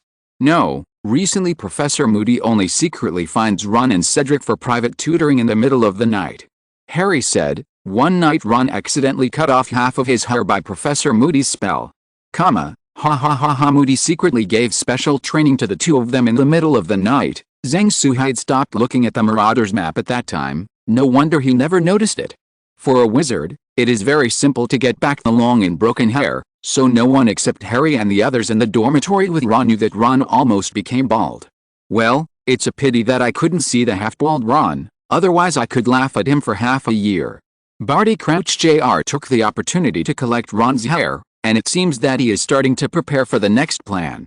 It might be easier to pretend to be Ron and attack Harry at night than to replace the Goblet of Fire with a portkey. Or on a day like today when you go to Hogsmeade and Barty Jr. disguised as Ron grabs Harry and disappears, everyone cry. But it's hard to say whether Barty Jr. still has time to carry out his plan. Zhang Su saw that Harry didn't look like he had been enchanted by some kind of black magic, and then asked, "Why are you so happy today? Did something happy happen to you?"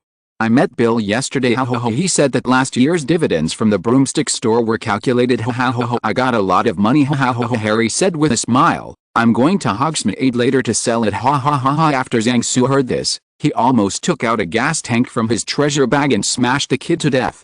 Zhang Su thought he was affected by some kind of black magic, but it turned out that this stupid roadier made a small fortune, and then he was so happy. Zhang Su pinched his brows, and found that he was too nervous recently, and started to panic. Feeling a little upset, Zhang Su said to Harry, "Harry, although you have a little money, you should save it well and don't spend it recklessly. You will have a long time to spend money in the future. After you graduate, you will marry Ginny. It costs a lot of money to hold a wedding. When you get married, you should at least prepare a house. Buying a house will cost a lot of money. After buying a house, you also need to buy a car. You can't buy a used car for a car, at least you have to buy a new car, which will cost money. When you and Ginny have a child, the milk powder and diapers will also cost money. When your child grows up, you have to let your child go to a good kindergarten. A good kindergarten can cost a lot of money. You can't let your child lose at the starting line. After reaching the age, your child has to go to elementary school. Not cheap. When your child graduates from primary school and is going to Hogwarts, you have to buy robes, wands, cauldrons and textbooks for your child. You can't let your child use cheap second-hand, come on, it will cost another sum of money. If you have more than one child in the future, the money you will spend will increase exponentially. So, although you have some money now, you have to save it." Harry Potter listened to Zhang Su with a dazed expression. Blah blah blah blah blah blah blah blah blah blah. Seeing that Harry was in a daze, Zhang Su ignored him and started wandering around Hogsmeade by himself. Zhang Su rarely had anything to do today, he just wandered around the street. When Zhang Su walked around and found that nothing interesting happened, he returned to the house he rented to live the life of a retired veteran cadre. In the afternoon, Zhang Su, who was lying soundly asleep on the lounge chair in the lobby, was woken up by the hooting of an owl. The owl delivered the previous week's newspaper from Muggle Society. Look at the recent news. The world's first commercial bank, Barings Bank, has collapsed. Zhang Su made himself a cup of tea, like a retired veteran cadre, with a newspaper in one hand and a tea mug in the other, and began to read the newspaper. Chapter 187 The Wheel of History, Rolling in the Ditch! Exclamation mark. It was evening soon, and the students had their own activities after dinner. Zhang Su's professor's dormitory was requisitioned by Fu Rong tonight, and she invited a group of girls to have a party tonight. Zhang Su, who had just planned to go back to the Wingardium dormitory to tidy up the bedding, received a note from Dumbledore through the paper crane, asking him to go to the principal's office. Looking at the note, Zhang Su smiled and shook his head. He originally planned to go to Dumbledore tomorrow morning, but Dumbledore went to him first. As soon as Zhang Su sat down, Dumbledore smiled and said to him, "I have good news for you, Zhang." Zhang Su smiled wryly and said, "On the contrary, I have some bad news to tell you, Professor Dumbledore." Dumbledore frowned. Zhang Su had never said any bad news, so it can be seen that the news this time was a bit extraordinary. "Let's hear the good news first," Dumbledore said while pouring tea for himself and Zhang Su. "I found clues to Voldemort's other two Horcruxes, and now I can be sure that they are Hufflepuff's Gold Cup and Slytherin's lockets, which are likely to be kept separately in Gringotts and a place of significance to Voldemort." Zhang Su nodded upon hearing this. Dumbledore's ability is top-notch in the British magic world. As long as he is given an idea, he can quickly investigate things clearly. Hufflepuff's cup should be in Bellatrix Lestrange's vault in Gringotts. Slytherin's locket is in a cave that Voldemort visited as a child, said Dumbledore. Bellatrix Lestrange is Voldemort's most loyal servant, and Voldemort entrusted the gold cup to her for safekeeping. When I stood in front of Bellatrix Lestrange's vault, the Horcrux detector responded. I have to say that Miss Tumanova's alchemy is very high. After Dumbledore finished speaking, he placed a Horcrux detector on the table. The problem now is how to get the gold cup out of Bellatrix Lestrange's vault. The goblins at Gringotts are very brain-dead at times, said Dumbledore. Leave this problem to me. Zhang Su shrugged and said, I will ask the Dementors in Azkaban to help, and let Bellatrix Lestrange write a power of attorney to her cousin Sirius Black, so that Black can legally open Bellatrix Lestrange's vault. Let the Dementors stop the supply of food additives for her for a few days first, and then let's not write the authorization letter for the Gringotts vault to Black, and let her write a love letter to Black. Knowing that Zhang Su was hooking up with the Dementors, Dumbledore nodded and agreed after thinking for a while. Then Dumbledore said to Zhang Su, Zhang, are you interested in accompanying me, a bad old man, on a walk-and-go adventure tonight? It's a wonderful adventure together, miss. After Dumbledore finished speaking, he winked at Zhang Su slyly. If we are looking for Slytherin's locket, I think we can take Harry with us. Zhang Su suggested. Dumbledore nodded with a smile and agreed to Zhang Su's suggestion. Before going on an adventure, I think we need to discuss how to solve the hidden dangers in Hogwarts. Zhang Su said as he opened the Marauders map and handed it to Dumbledore. It's so lively in your dormitory. Dumbledore teased Zhang Su while looking at the Marauders map. Immediately afterwards, Dumbledore's expression suddenly became serious, and then his face became darker and darker. Professor Snape told me last night that someone stole the potion ingredients in his office, so I took it out to have a look. After all, no one would steal the ingredients and refine potions in the common room or dormitory, yes. Zhang Su said, in the end I found him.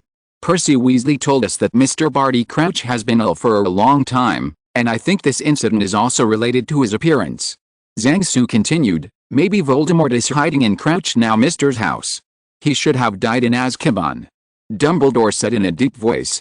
As far as I know, Mr. Crouch took his wife to Azkaban to visit his son before his wife died. Zhang Su said, if they used compound decoction at that time. It was the first time Zhang Su saw that Dumbledore's face was so dark. A few years ago, he let a liar come to Hogwarts to serve as the defense against the dark arts professor, and now he has been replaced by a Death Eater who should have died in Azkaban. Being a professor is like putting Dumbledore in a pressure cooker with deep water and high pressure. Then we'll deal with him now, said Dumbledore. I don't recommend doing this, Zhang Su said. First of all, we now have clues about Voldemort's location.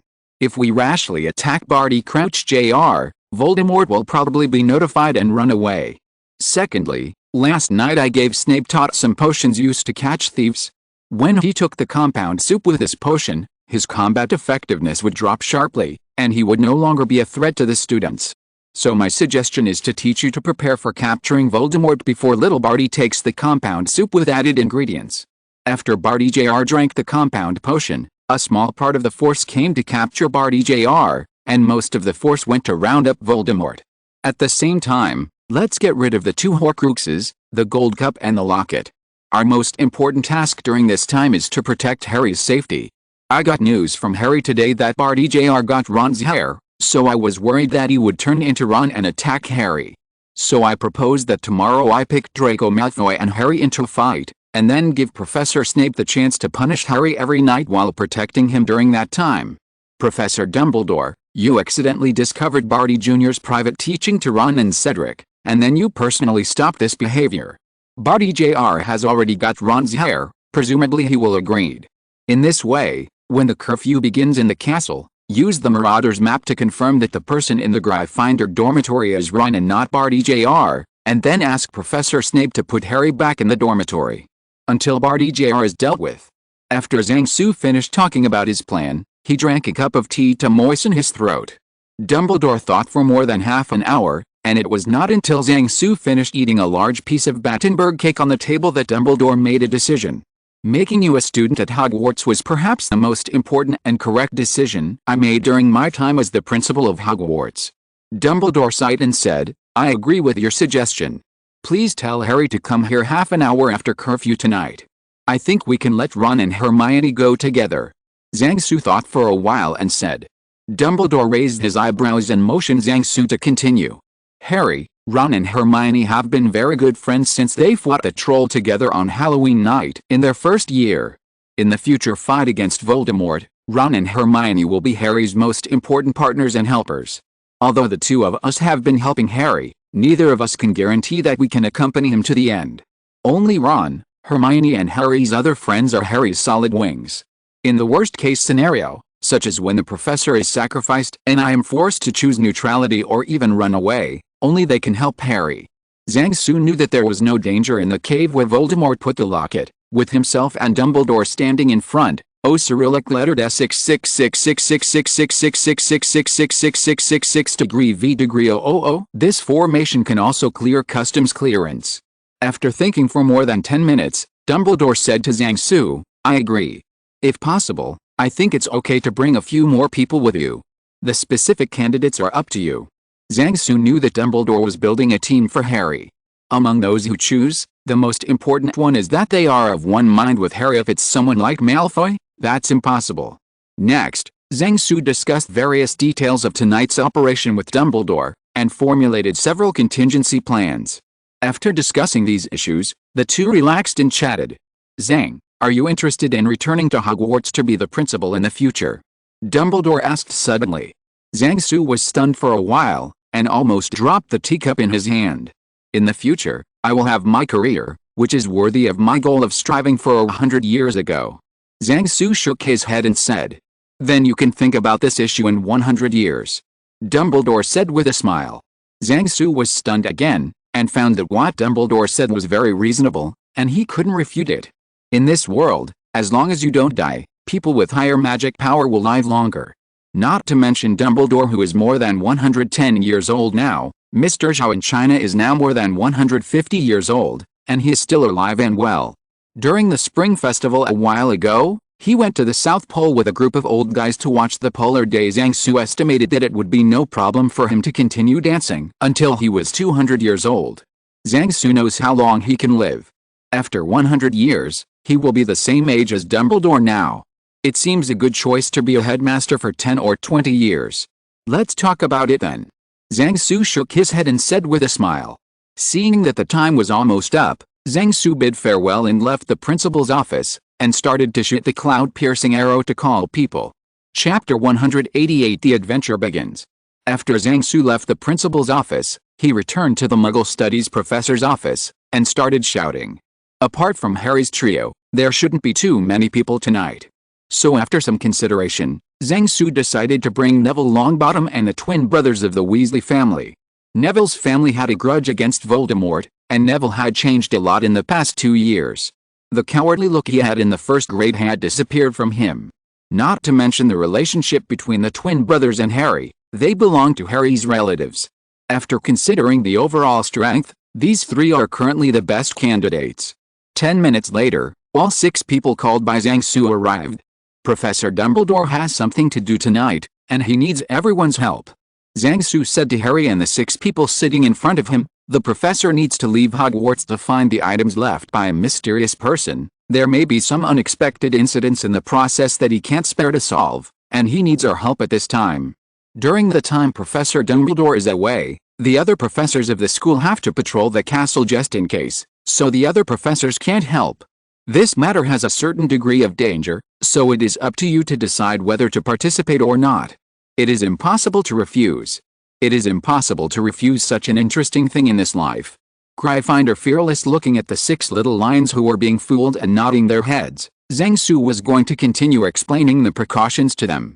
At this moment, the door of the office was opened, and Fleur and Scarlet walked in. "What's the matter?" Zhang Su asked. "I'll go with you too," Fu Rong said to Zhang Su. The corner of Zhang Su's mouth twitched. It seemed that when he sent a message to Hermione just now, Fleur and Scarlet were with Hermione, and then the two of them followed to watch the fun. They knew something was going to happen tonight when they saw more and more people walking into the office. If Scarlet wanted to eavesdrop, the office door couldn't stop her. So after the two of them knew the cause and effect of the matter, they opened the door and walked in.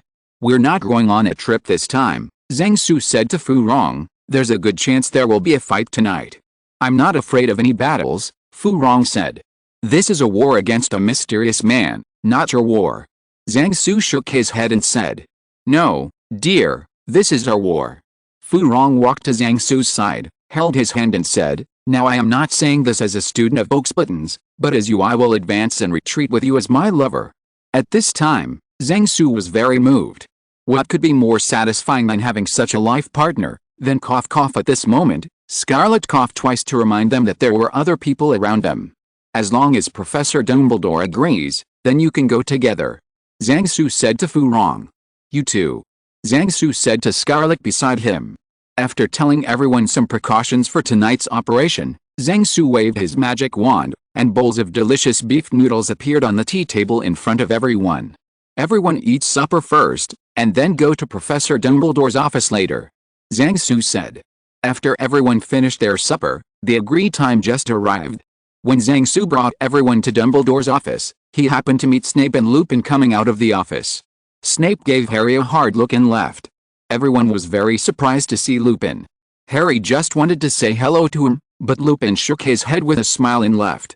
In the principal's office, Dumbledore looked at the row of people in front of him and nodded in agreement with these candidates. "I take you there on one condition: you must immediately obey any of my orders without question," Dumbledore said solemnly. A row of people nodded in agreement. "If I tell you to hide, or run away, you must do so. Can you do it?" Dumbledore said again. A row of people continued to nod in agreement. "If something happens to me, then you all follow Mr. Zhang's command." A row of people still nodded in agreement. After Dumbledore explained a few more words, everyone left the principal's office together.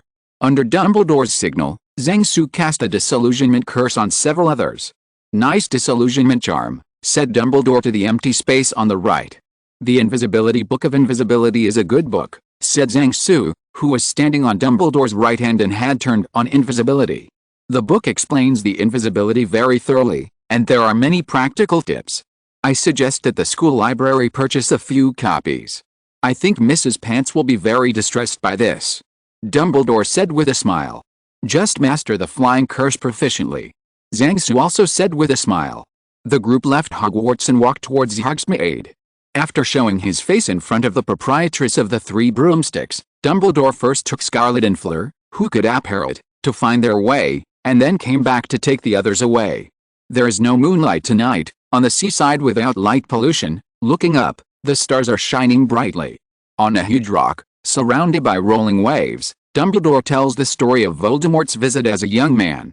After the story was told, before leaving for the cave, Zhang Su distributed equipment to everyone. "Here are the amulets of the Iron Armor Curse. Everyone should bring 5 of them. You don't need to save if necessary. Professor, would you like some? Zhang Su handed several amulets to Dumbledore. Thank you, all kinds of preparations are not too much? Dumbledore said after taking the amulet. You're welcome, the bill will be sent to the principal's office tomorrow. Zhang Su said with a smile. We still have a long way to go, and we may wet everyone's robes, said Dumbledore. Then let's fly over. After Zhang Su finished speaking, he took out a flying sword and 4 broomsticks. You are well prepared, Zhang. Dumbledore said to Zhang Su, you really have everything in your bag? Just be prepared. Zhang Su said with a smile. Next, Dumbledore and Harry shared a broomstick, Ron and Neville, Scarlet and Hermione, and the twin brothers flew ahead on a broomstick, while Zhang Su carried a flying sword with him. Fleur followed Dumbledore. Everyone arrived at the cave without any surprises along the way. People who saw Zhang Su's flying sword for the first time watched the flying sword for a while. After Zhang Su promised to lend them the flying sword to play with after going back, everyone began to prepare for entering the cave. Final preparations for the expedition. Chapter 189 The Inhuman Black Lake. This is a large cave, with a stone step leading to the direction of the tunnel that everyone flew in just now. If Zhang Su hadn't prepared the flight path, everyone would have to swim in. This is the right place. Scarlet said to Dumbledore, this place has been enchanted. Yes, Harleyson. Dumbledore nodded. Use magic to feel carefully and slowly, and you will find the difference here. Dumbledore said to the bewildered students next to him. His tone was like what he did to students in classroom E13 every Friday, same as homework tutoring. Next, the students began to try to do what Dumbledore said, but most of them got nothing. They are still young, far from the realm of Dumbledore and Scarlet. Zhang Su squinted his eyes and looked at the entire cave. He could only vaguely feel the traces of magic coming from the rock wall, but they were not clear, like looking at flowers through fog. Fu Rong also made a discovery, pointed to the stone wall and drew a large circle, and said, this place is a bit different. Dumbledore, who was examining the stone wall with his fingers, nodded to Fleur with a smile, and said, I think so too, Miss Delacour. After a while, Dumbledore put his hands on the rock wall and said to everyone, the hidden entrance is here, let's go in from here, everyone get ready. Harry and the others took out their wands one after another, looking as if they were facing a formidable enemy. Zhang Su took out a glass bottle and poured out more than 20 red paper cranes from it. These 1,000 paper cranes flew into the air and hovered above Zhang Su's head. Dumbledore was taken aback when he saw these paper cranes. He could see that these 1,000 paper cranes were different from the 1,000 paper cranes used in the past to pass on letters. Scarlet was in a trance for a moment, as if remembering something. Others were very curious. They usually bought thousands of paper cranes from Zhang Su, but it was the first time they saw the ones for battle. Seeing that everyone was getting ready, Dumbledore stepped back from the rock face and pointed his wand at the rock. The next moment, the outline of an arch emitting intense white light appeared on the rock wall. Immediately afterwards, the outline of the arch disappeared, the white light disappeared, and the rock wall returned to its original shape. The scene suddenly became a little awkward. Dumbledore scratched the back of his head, returning his attention to the rock face in front of him. The others continued to be vigilant, and no one dared to disturb Dumbledore, who was concentrating on observing the rock wall. So that's how it is, it's too low level. Dumbledore said after 2 minutes, we need to pay a price to pass. But, Professor Dumbledore, what is the price? Zhang Su asked. Blood, if I'm not mistaken, Dumbledore replied, taking out a silver knife. Before Zhang Su could stop him, Dumbledore cut his forearm, and a large amount of blood spurted out from the wound and sprinkled on the rock wall. In the exclamation of everyone, Dumbledore scratched the wound with his wand, and the wound on his hand healed immediately, as if he had never been injured. The blood of a young man is more valuable than that of an old man like me, Dumbledore said to his students with a smile. It can be seen that Dumbledore's on-site teaching was very successful. The students of Hogwarts showed excited expressions, and even Fleur was infected by their emotions. Zhang Su took a small bottle of red potion and handed it to Dumbledore. Dumbledore was not polite, took the potion and opened the bottle cap and smelled it habitually. What is this smell? Dumbledore's face crumpled into a rag. Durian flavor, Professor. Zhang Su replied, it can quickly replenish your lost blood. Well, it tastes good to drink, Dumbledore said after drinking the potion. At this moment, the arch on the rock wall appeared again, and after the intense white light disappeared, the arch did not disappear. The rock that was sprinkled with Dumbledore's blood just now has disappeared, replaced by a dark doorway. Dumbledore looked at the arch and said contemptuously, "That's why I said it's too low level. I believe everyone understands that the reason is to let the opponent weaken himself before he can enter." Voldemort failed to understand again. The damage is far more horrific. Zhang Su rubbed Scarlet's head with a slightly wrong expression, and withdrew her hand before she swung her wand. If Dumbledore hadn't moved too fast just now, Zhang Su would have taken out a pack of blood bags for first aid to try. "Fred, George, explore the road first," Zhang Su said to the twin brothers. Fred and George nodded. One of them used transfiguration to conjure a hound, and the other cast a spell on the hound, causing it to emit a flame of intense white light.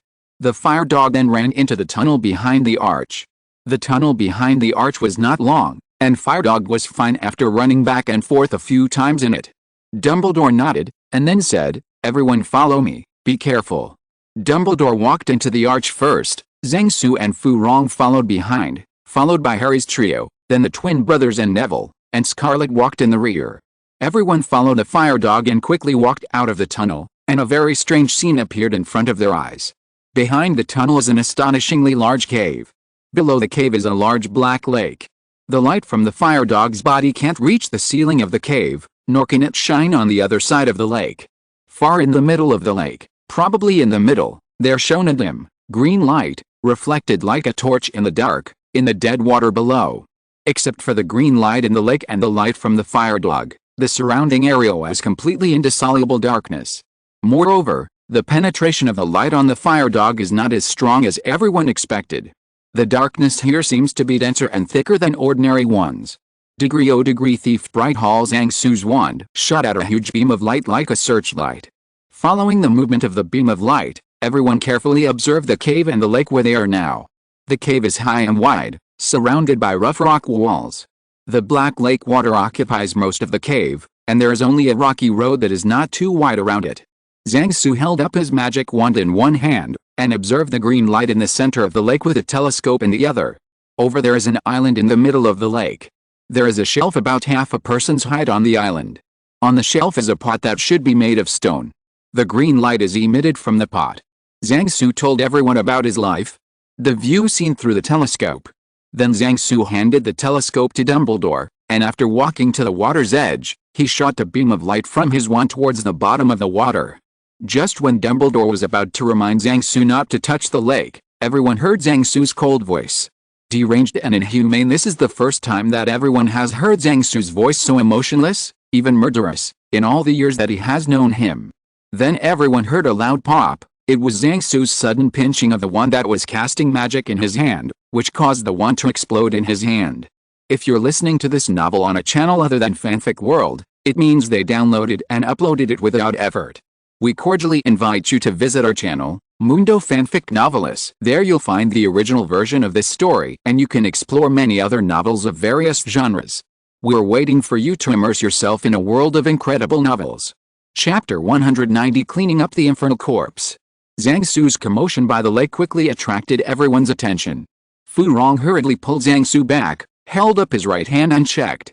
Fortunately, the lighting technique was not a powerful spell, and the explosion of the wand only caused a few small holes in his palm.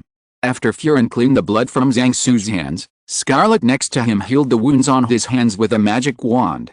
At this time, there were bursts of exclamations from the Black Lake. Harry and the others lit up their wands, then looked down into the water. They saw pale human corpses floating beneath the surface of the water. These corpses include not only adults and the elderly, but even children. Their pale corpses, all with empty eyes, floated in the lake. In the water of the lake, where the light of the wand could not find it, it was unknown how many corpses remained. Everyone looked very pale, and Hermione almost fell because of her legs. Fortunately, Ron beside her helped her in time. Everyone left the lake and regrouped at the entrance of the tunnel. Zhang Su took out a few pieces of chocolate and distributed them to Harry and the others. These are ghost corpses made by Voldemort and Death Eaters. At this time, Dumbledore's face was not good. They used to kill a large number of muggles and wizards, and then made the victims into ghost corpses. I think if we get the Horcruxes, they won't stay in the water so quietly. Zhang Su looked at the Horcrux detector, and then said. There was no movement on the Horcrux detector. I don't know if it was too far away, or the Horcrux on the island in the middle of the lake had been replaced. They are not difficult to deal with. Like many creatures that live in cold and darkness, they are afraid of light and warmth. We can turn to them if we need fire. Dumbledore said. Should we get rid of this threat first, and then get the Horcrux? Zhang-Su asked Dumbledore. Are you sure? Dumbledore asked. Zhang-Su looked at the three brothers of the Weasley family. All three of them nodded to Zhang-Su. We are sure, Professor. Zhang-Su said to Dumbledore. Just do as you say. Dumbledore nodded to Zhang-Su. Zhang-Su turned to the students. Harry and the others immediately stood up and waited for Zhang-Su to issue orders. They are all victims of black magic.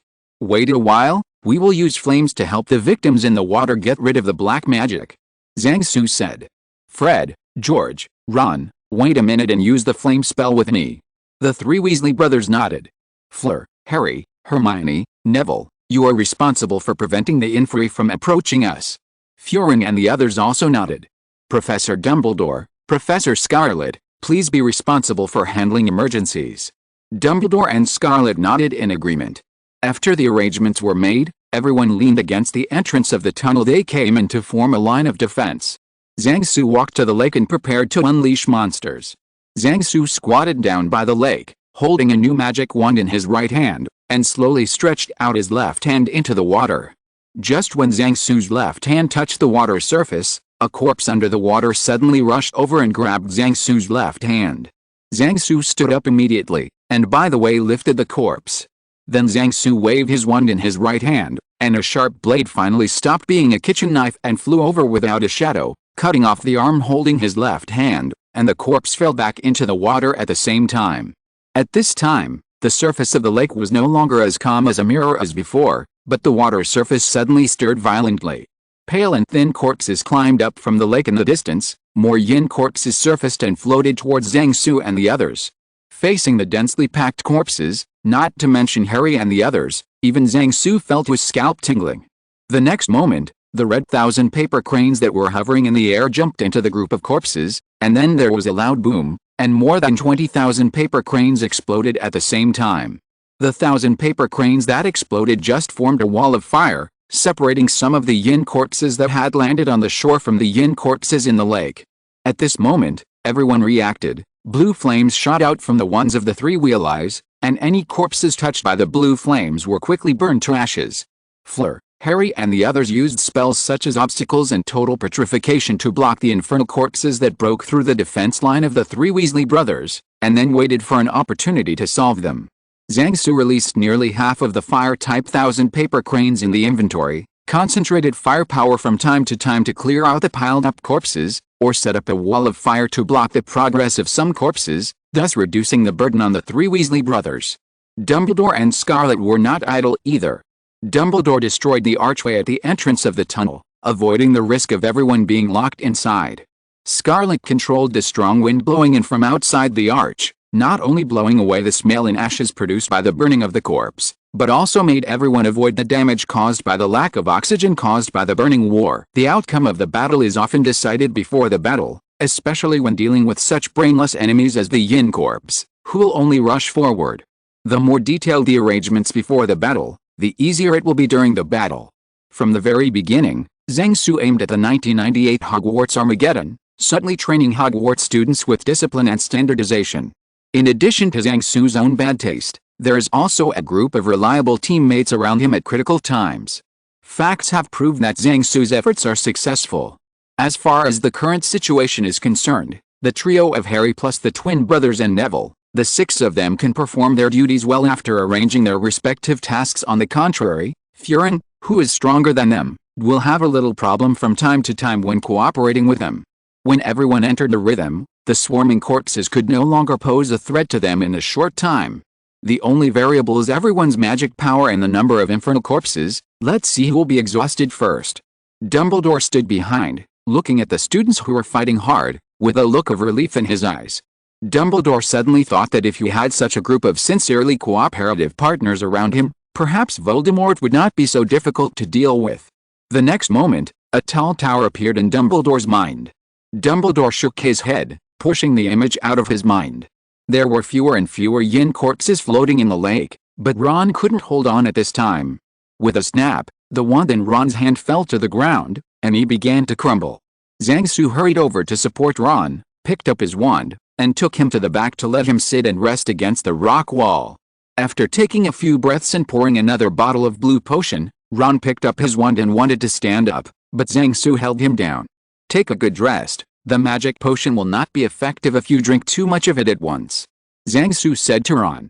At this moment, Harry and the others are almost dying, and there are still many yin corpses in the lake. After cleaning up the nearest piece of corpse with a few big fireballs, Zhang Su asked Harry and the others to step back and rest. At this time, Scarlet stepped forward, preparing to take over the work of several of them alone. Why is he here? Scarlet said suddenly. Who? Zhang Su asked. That man, said Scarlet, pointing to a young male inferi, is Sirius Black's brother, Regulus Arcturus Black. I remember he was a student of Slytherin House. At this time Dumbledore also came over and said, it's Regulus. He joined the Death Eaters and disappeared before Voldemort lost power. How could a Death Eater become a corpse? Scarlet felt that there must be something strange about this matter. Thinking of the plot, the corners of Zhang Su's mouth twitched a bit, and he quickly figured out the cause and effect. Since it's someone I know, let's get him back first. After finishing speaking, Zhang Su transformed into a giant panda, rushed to the group of yin corpses, and punched and kicked the yin corpses around Regulus Arcturus Black. After knocking down the surrounding corpses, Zhang Panda picked up Regulus and ran back. The scene in front of them stunned Harry and the others who were resting behind. The twin brothers who had seen Zhang Panda and Peru Vipertooth singled out were fine. It took a while for Harry and Neville to come to their senses. As for Furin, after seeing Panda Zhang and his father practicing military boxing, 3 defenses and 1 stamp bayonet technique and emergency stick technique, she expressed her calmness. Zhang Da Panda threw Regulus, who kept baring his teeth and claws, on the ground in front of Dumbledore, signaling that Dumbledore should watch and deal with it. After delivering the goods, Zhang Panda turned back into human form, and walked to Scarlet's side to deal with the remaining yin corpses with her. It seems that these are the last yin corpses. Do you want to get rid of them in one go? Zhang Su asked. Okay, save the night and dream. Scarlet replied. Next, the cave was filled with fiery red light, and a spear made of flames appeared above Scarlet. Firefly-like fiery red dots also appeared around Zhang Su. O spear of Gungnir Cyrillic letter D. A single spark can start a prairie fire in an instant. A flame swept across the lake, engulfing the corpse floating on the lake. Immediately afterwards, countless fiery red light spots covered the lake surface, and then these light spots exploded one after another, and the entire lake surface was suddenly plunged into a sea of flames. After a while, the lake surface returned to calm. After a few minutes, no more yin corpses floated up from the lake, and everyone breathed a sigh of relief. Zhang Su, who was almost out of play with the leapfrog magnification move, was gasping for breath while holding the staff he took out just now. Is it necessary to risk your life like this? Fu Rong, who came to support Zhang Su, asked distressedly. If you don't think like this, you can't understand it. Zhang Su said. Chapter 191. After brushing the corpses, everyone rested on the shore, eating chocolate while discussing the next action. The ghost corpse made of Regulus Black has been disposed of by Dumbledore, and now it is lying quietly not far away, and will be brought back when everyone returns. Everyone could see that today's goal was on the island in the middle of the lake, but no one dared to swim through the black lake that was just filled with corpses. When Harry and the others were sitting around discussing how to get there, Dumbledore called Zhang Su and said that he wanted to go around with him. Dumbledore and Zhang Su walked around the shore of the lake, and the two walked on the narrow rocks by the lake, making a clacking echo. Not long after walking, a column of water exploded with a boom on the lake, and then there was no movement. Zhang Su and Dumbledore turned their heads and saw Neville putting down the hand that just waved the wand. It seems that Neville's flying curse didn't work, Zhang Su said. I think if we blatantly want to get that Horcrux, we will definitely encounter something. Dumbledore said, Neville's flying curse is well mastered. If I were Professor Flitwick, I would give him points. It's thanks to his Toad, who has always yearned for the wonderful world outside. Other students don't have so many opportunities to practice the flying curse. Zhang Su said with a smile. Are you all right now, Zhang? Dumbledore turned to look at Zhang Su and said, you were in a bad mood just now. It's okay, thank you for your concern, Professor. Zhang Su shook his head with a smile and said, I just saw some bad memories after seeing the ghost corpse in the lake, and I'm much better now after venting with magic. Have you ever seen an inferi before? Dumbledore asked curiously. There are both Eastern and Western spells for manipulating corpses, Zhang Su said with a sigh. Some of them are just to let the unfortunate dead return to their hometowns and return to their roots, while others are using corpses as tools to desecrate. It seems that what you encountered was a sad story. Dumbledore whispered. Professor, you have experienced the Second World War of the Muggles, and you should know that it is easy to encounter things that break through the bottom line of human beings in the war. Zhang Su said in a deep voice, what Voldemort did and what he did in that war compared with some of you, you are simply good students in kindergarten. Is it a time turner? Dumbledore suddenly thought of Zhang Su, who was covered with shocking scars after using the time turner to rescue Harry's offline balloon Potter. Yes. Zhang Su nodded and replied, the time turner has made me experience many things. Zhang Su is not afraid to tell Dumbledore about his travel in the long river of time. He has already told the country about the detailed experience back then, and it doesn't matter how many Dumbledores know. Dumbledore fell silent suddenly, and walked silently along the rocks by the lake. After walking for a few minutes, Dumbledore suddenly stopped and looked back at Zhang Su with a complicated expression. Zhang, do you believe in fate? Dumbledore asked. Fate? I don't know if there is such a thing as fate in the world, Zhang Su said after thinking for a while. If there is fate, I want to try the taste of choking fate. An NBSP, Zhang Su has swept his own grave and knows how long he can live, but he doesn't want to jump into the lake now and try to challenge this fate. Because he can't be sure whether the so-called fate is a given, or like Schrodinger's skirt, you don't know whether the person wearing the skirt is a man or a woman until you lift it up. In the history of Zhang Su's previous life, Deng Shichen died, but in the history of this life, he was rescued by Zhang Su and participated in the founding ceremony. Who can tell whether Zhang Su changed his fate, or whether his fate should have been like this in this world? Zhang Su once discussed the topic of fate with Mr. Zhao and Mr. Jin, two fellow villagers who traveled through time. They finally came to the conclusion that things like fate are the product of afterthoughts. Who can tell clearly about the future? Even Mr. Zhao, who is proficient in divination, can't figure out everything in the future. It's not like he hasn't encountered such a thing as Xiao Xinggong hanged himself and thinks his life will be long. Life-changing. Do you think the fate of the past can be changed by using the time turner? Dumbledore's expression was very disturbed at this time, and at the same time, there was a hint of expectation. This kind of thing has already come to a conclusion. Zhang Su could only shake his head and say. Zhang Su knew what Dumbledore was thinking. The accidental death of Dumbledore's sister was the biggest pain in Lao Deng's heart. Zhang Su didn't believe Lao Deng's idea that he had never used a time converter. Dumbledore is definitely not the only one who has the same idea, but judging from the Ministry of Magic's requirements for the use of the time converter, their attempts have all failed. After Dumbledore got the answer from Zhang Su, he could only sigh deeply. Zhang Su could see that Dumbledore wanted to ask him this question back then, but he never found the opportunity. Even if Hermione uses the time turner to go there, it won't work, and Zhang Su can theoretically prevent the tragedy from happening, so Dumbledore has always had a little expectation before that. If Dumbledore's sister didn't die on the spot, but fell off a cliff or fell into a river and disappeared, Zhang Su might agree to help to try, but for those who died on the spot, there was nothing they could do, and they couldn't grab her. Let the corpse be made into a corpse while it is hot. After Zhang Su and Dumbledore walked along the lake for a while in silence, Dumbledore, who had discovered something, suddenly stopped. I think I've found the place, said Dumbledore. When Dumbledore moved his hand slowly in the air, Zhang Su also carefully felt a magic wave in front of him.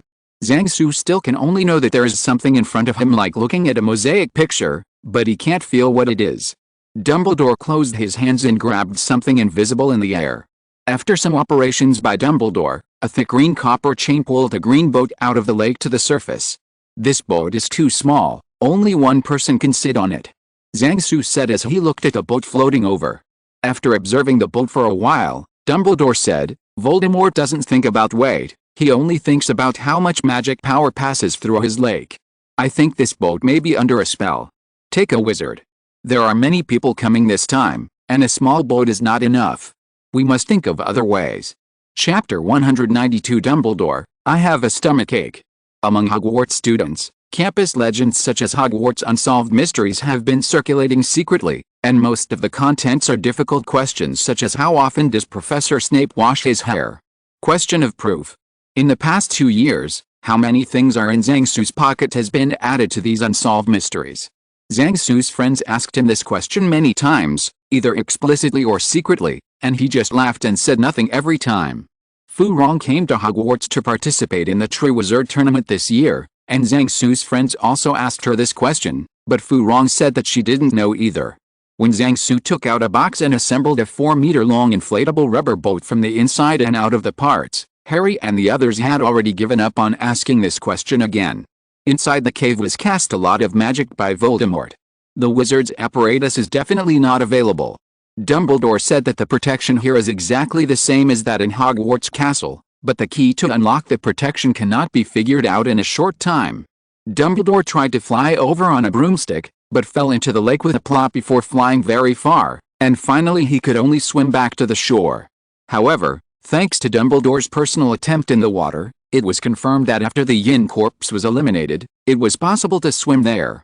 Then Ron took out the dolphin biscuits he had used in the second match of the Triwizard Tournament. After eating the dolphin, he tried to swim to the island in the center of the lake, but he turned back to the original shape after a short swim. Come back with success. According to Dumbledore's analysis, if more than one adult wizard is sitting on the boat prepared by Voldemort, the boat will be attacked by underwater corpses. Now that the underwater corpses have been cleaned up, everyone can go there by boat. So Zhang Su took out the inflatable rubber boat that he planned to use for fishing in the Hogwarts lake. Since fishing is prohibited in the Hogwarts lake, this rubber boat has been kept in Zhang Su's treasure bag. Professor Dumbledore is sitting in that small wooden boat, and the wooden boat is dragging the rubber boat with ropes. Zhang Su said after inflating the rubber boat, "This rubber boat doesn't seem to have enough space for all of us to sit on it." The careful Hermione discovered the problem. This rubber boat has space for 8 people, and there are 9 people in the group besides Dumbledore. It's just enough for Ron to hold you, Zhang Su said to Hermione with a smile. Regardless of Hermione and Ron, who were teased by everyone, Zhang Su pushed the rubber boat into the water, and then threw the cable tied to the boat to Fred. "Go and tie the rubber boat to the small wooden boat. I can get there myself," Zhang Su said to them. Just as Fred and George fastened the rubber boat to the small wooden boat together, and after everyone boarded the rubber boat, they saw Zhang Su stepping on the water and walking over like skating. Zhang Su didn't wear a robe tonight, but a dark combat uniform that was easy to move around. Now everyone can see that Zhang Su's clothes are covered with equipment that resembles a metal exoskeleton, and at his feet are a pair of boot-like shoes. It's a very interesting magic item. Dumbledore sighed after looking at the equipment on Zhang Su for a while. The latest model of the single-person water surface upright walking system, referred to as the ship device, can be used here unexpectedly. Zhang Su explained, "I came up with this idea, but I only have one set in my hand." 2 years ago, when Zhang Su listened to his second uncle tell some stories about the Navy, he suddenly talked to his second uncle about the water walking equipment based on the ship outfit used by the ship girls in the game in his previous life. Out of professional sensitivity, Zhang Su's second uncle felt that the idea of this ship outfit was good, so he and Zhang Su wrote a feasibility report for the new equipment. As a result, the relevant departments of the Navy found that this thing looked good after demonstration, and then started research. As a result, before Zhang Su copied the ship girl game in this world, there were already a large number of Marines equipped with 12.7mm heavy machine guns and 40mm firearms on the sea. It is said that in the near future, there will be ships used in fishery administration, coast guard, anti-smuggling, breeding, scientific research, construction and other fields. Zhang Su wondered whether there would be a group of cosplayers strolling on the water after he made the ship girl game in the future. After everyone got ready, they soon came to the island in the middle of the lake. The island in the middle of the lake was not big, about the same size as Dumbledore's office, and the part above the water was like a black slate. On a pedestal in the middle of the island is a stone basin emitting green light, which is filled with emerald green fluorescent liquid. In front of this scene, Zhang Su looked a little familiar. It feels like a Hellscream and a Goldon are missing. I think Voldemort's Horcrux is hidden inside, Dumbledore said, walking to the stone basin, staring at the stone basin. I'm very sorry, Professor. Zhang Su walked to Dumbledore's side and said, I think the Horcrux is probably no longer inside. Zhang took off the Horcrux detector on his wrist and handed it to Dumbledore. At this time, there was no movement in the detector. Dumbledore took over the Horcrux detector and his face became serious. Dumbledore fiddled with the detector and found that it responded to Harry Potter's brain, indicating that it was working properly. At this time, Harry also found that the Horcrux detector in his hand was unresponsive, and then walked over to report the matter to Dumbledore. Dumbledore thought for 5 minutes, and finally made up his mind and said, "I think our last clue is in this stone basin." "What's in the basin?" Harry asked. "I can't be sure," said Dumbledore, "but it would be something more worrying than blood and dead bodies." At this time, everyone gathered around the stone basin, observing the liquid in the basin. "I don't think there's any vegetable juice in it," said Neville.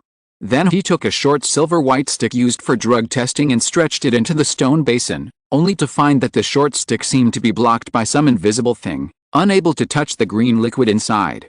Next, everyone came up with various methods. But neither pulling your hand in, breaking it apart, scooping it out, or pumping it out has any effect. Nor can it be made to disappear or change its traits with magic spells, such as the Vanishing Curse. The stone basin, base, and the ground of the island in the center of the lake are also very firm, and no one can overturn the stone basin. In the end, Zhang couldn't blow it up with a single grenade. "If I remember correctly, we can only empty the stone basin by drinking it," Scarlet said after sighing. "This is a magic invented by Slytherin. There is no other way, but it's obviously filled with poisonous potion. You will die if you drink it," Fu Rong said nervously. All the friends present were her and Zhang friends, and it would not be a good thing whether that person died because of drinking the potion. "Oh, I'm sure it wouldn't have that effect," said Dumbledore lightly. "Voldemort wouldn't be willing to poison anyone who came to this island." "That won't work, Professor." Zhang stopped Dumbledore, who was walking towards the stone basin. "Even if these potions won't kill people, they will definitely cause great harm to people, and maybe they will destroy people's magic power. All disappear. And there is a high possibility that the Horcruxes are not inside, so the price will be too high. So we have to think of other ways. If you just drink it into your mouth and don't let the potion work, can you empty the stone basin?" Hermione said. "Is there anything you can do?" Harry asked nervously. "Many potions are the same as Muggle medicines. They need to be absorbed by the human body to work. If the potions are excreted from the body before they are absorbed, can poisoning be avoided?" Hermione thought. "The esophagus is in the middle of the neck, and there is no way to intercept the potion that is drunk into the mouth. Then can an opening be made in the stomach, so that the potion will flow out of the body as soon as it enters the stomach?" As Hermione said, she used her wand to draw an anatomical diagram of the human digestive system in the air. Then he motioned to open an opening in his stomach, so that the potion he drank would flow out immediately. The wizards next to him were all stunned. They didn't come from a medical family like Hermione, and they didn't have enough understanding of human body structure. Dumbledore, who originally wanted to sacrifice himself to drink up the potion, found that his stomach was aching. "There is another way," Hermione said suddenly very shyly. "Let the person who drinks the potion swallow a long plastic bag first. The opening of the plastic bag is in the mouth, and when drinking the potion pour it into a plastic bag, so that the potion will be isolated by the plastic bag and will not be absorbed by people. Finally, just take out the plastic bag containing the potion. It's just that there will be some discomfort during the period." Looking at Hermione's magic diagram and explanation, coupled with Hermione's shy expression, Zhang and Fu Rong's faces suddenly turned red. Both of them are not unfamiliar with this method. It can be said that they are very familiar with it, because Hermione's method is the same as Kundum's. Just when all the wizards were shocked by the two methods proposed by Hermione, Zhang suddenly said, "Actually, we can find a sheep to drink these potions." Chapter 193 Sheep. "Do you talk about sheep rights?" Voldemort, drink. Dumbledore, this is your destiny. Dumbledore, but, Voldemort, what is the price? Voldemort, all this. Dumbledore holds out a sheep. Voldemort, this is not your fate. Dumbledore, times have changed. Sheep, BAAP, have you considered my feelings? Sheep will never be slaves on the island in the middle of the lake. Fred and George forcefully sat down the sheep on the ground, while Neville forcefully lifted the sheep's head and opened its mouth. Dumbledore conjured a tall crystal goblet at random, and then put the crystal goblet into the green potion in the stone basin. Unlike just now when everyone tried their best to touch the green potions, the crystal cup sank all of a sudden. When the cup was filled with a potion, Dumbledore raised it to the sheep's mouth. "Thank you, little lamb." Then Dumbledore poured the potion from the crystal cup into the sheep's mouth. As the green potion flowed into the sheep's stomach, the sheep began to struggle violently. Everyone looked at the stone basin and found that the potion inside was missing a layer. Seeing that this method worked, everyone had a happy smile on their faces. But the scapegoat on the ground couldn't be happier. As Dumbledore poured the second cup of potion into the sheep's mouth, the strength of the sheep's struggle began to gradually decrease. "Where did you find these sheep?" Ron asked Zhang Su. "I bought it," Zhang Su replied. After Zhang Su suggested using sheep instead of humans to drink the potion just now, Dumbledore heaved a sigh of relief and agreed to try Zhang Su's method. After Zhang Su left the cave, he flew to a small village near the cave. There are several small family ranches in the village. Zhang Su found a random ranch, stunned the sheepdog, and caught 3 sheep after avoiding the siren. Before Zhang Su left, he left a stack of pounds and a note in the sheep pen. The note said that a British army was training nearby, and because we were hungry, we secretly came to buy some sheep from the fellow, and finally signed it with Bear Greer's. Then Zhang Su flew back to the island in the middle of the lake with a sheep in his left hand and a sheep in his right, with a sheep on his back. Fortunately, among the wizards who came today, there was no extreme sheep powder. Between the dead sheep and the dead principal, everyone chose the former. The vitality and poison resistance of sheep are not as good as those of adult wizards like Dumbledore. The first sheep died after being fed with almost 4 cups of potions. When the 3 sheep drank the potion in the stone basin at the cost of their lives, a golden locket appeared at the bottom of the stone basin. Everyone gathered around the stone basin, looking at the locket inside the stone basin. Their faces were not very good. Without looking at the Horcrux detector, Dumbledore knew that the Horcrux contained in the stone basin was not Voldemort's Horcrux. Because the shape of the locket in the stone basin is too simple, the pattern is pitifully simple, and there is no S logo of the Slytherin family, as if it was bought from a stall in Diagon Alley. This is definitely not a Slytherin locket, it is different from what is recorded in the book. Scarlet, who is the heir of the Slytherin family, has the most say in this regard. After Scarlet finished speaking, he took out a piece of parchment from his pocket, and a beautiful locket was drawn on the parchment. The locket on parchment is about the size of an egg, and the front lid of the box is a gorgeous S pattern inlaid with many small emeralds. "I think the clue to the real locket may be on it," Dumbledore said while taking out the locket from the stone basin. "I think we should go back first," Dumbledore said to everyone after putting away the locket. Seeing that tonight's task was basically completed, everyone nodded. After everyone left the lake island and returned to the shore, Zhang Su stopped everyone. "Everyone wait for me, I will leave some gifts for Voldemort."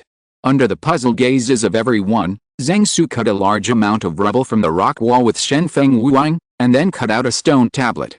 Then Zhang Su returned to Huxon Island with the gravel and steel. After a lot of work, he built graves and monuments for the 3 dead sheep. After Zhang Su engraved the words "Deeply remember the 3 sheep who died" in order to break Voldemort's curse on the tombstone of the sheep, he hung up the pull rope of the fuse, and an extra-large booby trap was completed. This is a purely physical booby trap, without the use of a trace of magic, and theoretically it will not be noticed by wizards. If Voldemort or Death Eaters come here in the future, as long as someone knocks down the tombstone of the sheep, there will be a loud bang. Zhang Su wasn't sure how much damage this would do to Voldemort or the Death Eaters, whether he had dates or not. Let's hit him first. What if it's useful? I've done so much to add to Voldemort's problems, I don't care if there's more of it.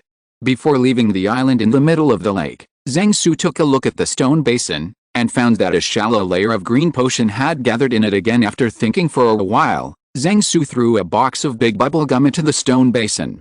Zhang Su returned to the lake again and found that Dumbledore had put Regulus' body on a stretcher and covered it with a white cloth. "Do you want to bring him back to Hogwarts?" Zhang Su asked Dumbledore, looking at Regulus' body. "Let's take him back to Hogsmeade first, his brother is also there now," Dumbledore said. "What's next?" Zhang Su asked. "We opened the locket in the stone basin just now while we were waiting for you," said Dumbledore. The real locket was taken by Regulus. Dumbledore handed Zhang Su the parchment inside the locket. Zhang Su took the parchment and looked at the surrounding lighting with the light emitted by the magic spell.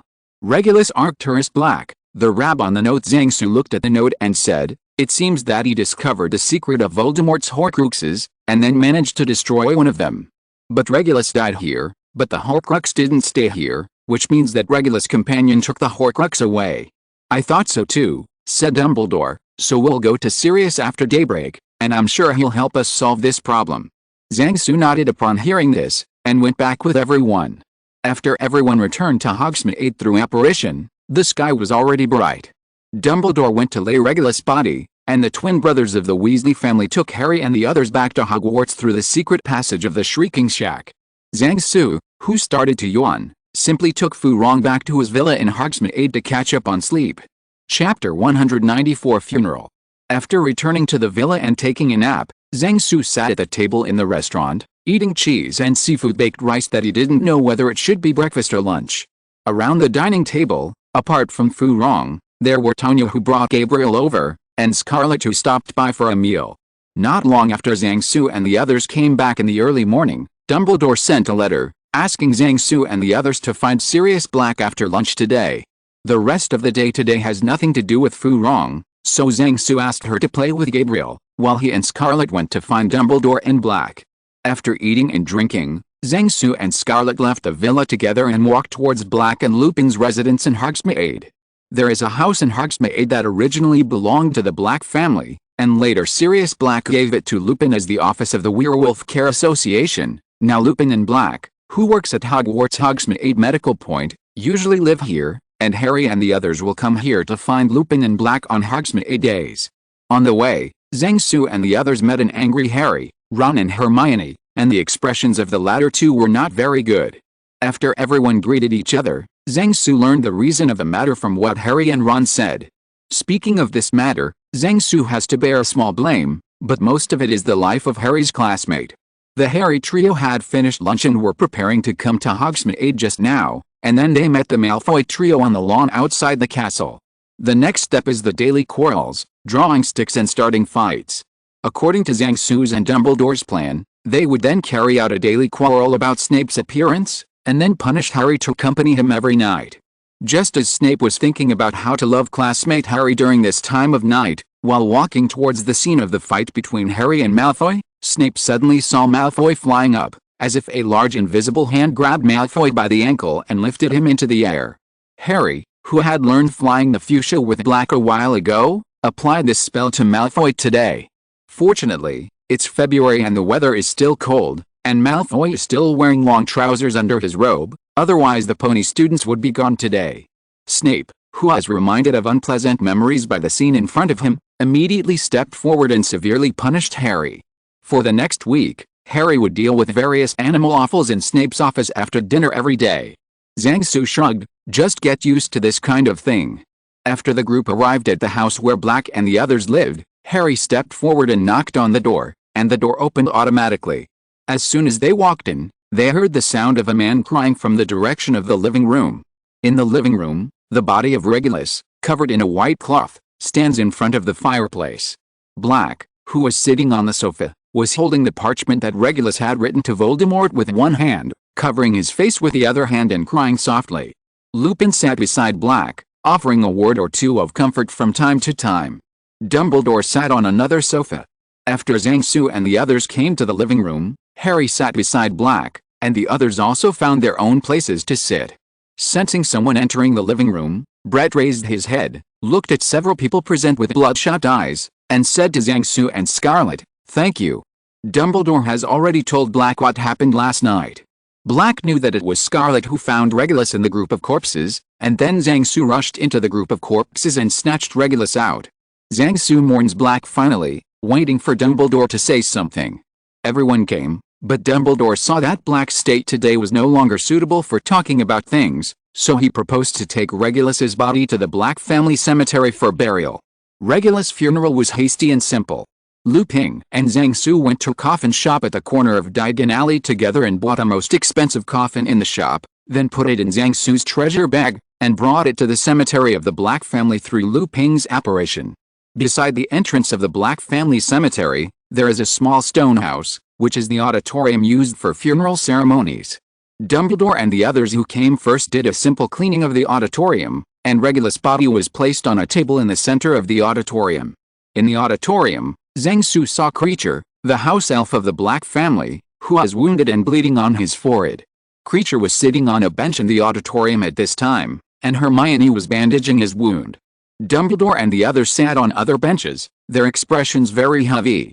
When Zhang-Su and Lupin went to Diagon Alley to buy a coffin, after Dumbledore and others came to the auditorium of the cemetery, Black called Kreacher. When Kreacher saw Regulus' body, he cried like crazy and hit his head on the table. After Blake stopped Kreacher from self-harming, Kreacher spoke out about what happened more than a decade ago. It is a story that a man will be silent after hearing it, and a woman will cry when she hears it. For so many years, Black has always thought that his brother is a stupid idiot. When he finally wanted to quit the Death Eaters out of fear, he was directly or indirectly killed by Voldemort.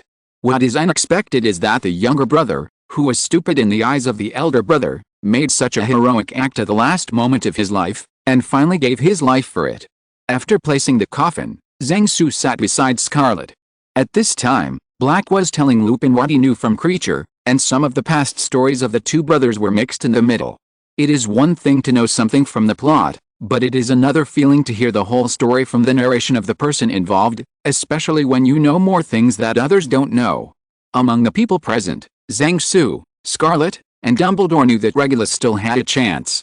On the island in the middle of the lake where Voldemort placed the Horcrux, the potion will not kill people, and the house-elves can use apparition. Regulus, who drank the green potion at that time, could have Kreacher take him and the Horcrux away, and then find a place to heal himself. But Regulus didn't do this, because he knew that if he did, the Black family would face Voldemort's wrath. So he chose to sacrifice himself at the last moment. After Black had recovered, he and Lupin put Regulus in the coffin and went to the cemetery. In the setting sun, the wizards quickly dug the tomb with magic.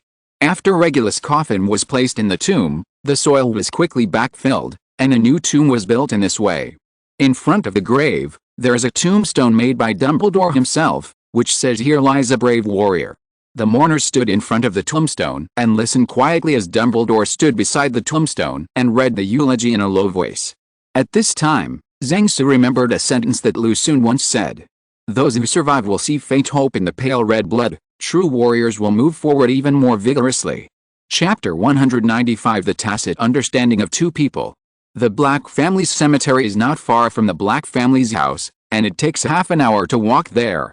When the funeral was over and everyone left the cemetery, the sun had already set and stars appeared above the night sky. In a group of people, Dumbledore walked in the front, Black and Lupin walked behind, Harry, Ron and Hermione followed behind Black, and Zhang-Zubi, who was the last, walked in front of him. Scarlet was a little behind. Suddenly, Zhang-Su found that he was a bit out of tune with his team. Dumbledore had a reason to kill Voldemort. Lupin, Black and Harry had a blood feud with Voldemort, and Ron's uncle's family also died at the hands of Death Eaters. Hermione is for her friend, but also for herself. There is a history of blood and tears behind the Scarlet family being forced to move eastward by Voldemort, otherwise she would not have agreed to teach at Hogwarts. Why would a doctor of mathematics teach middle school students mathematics?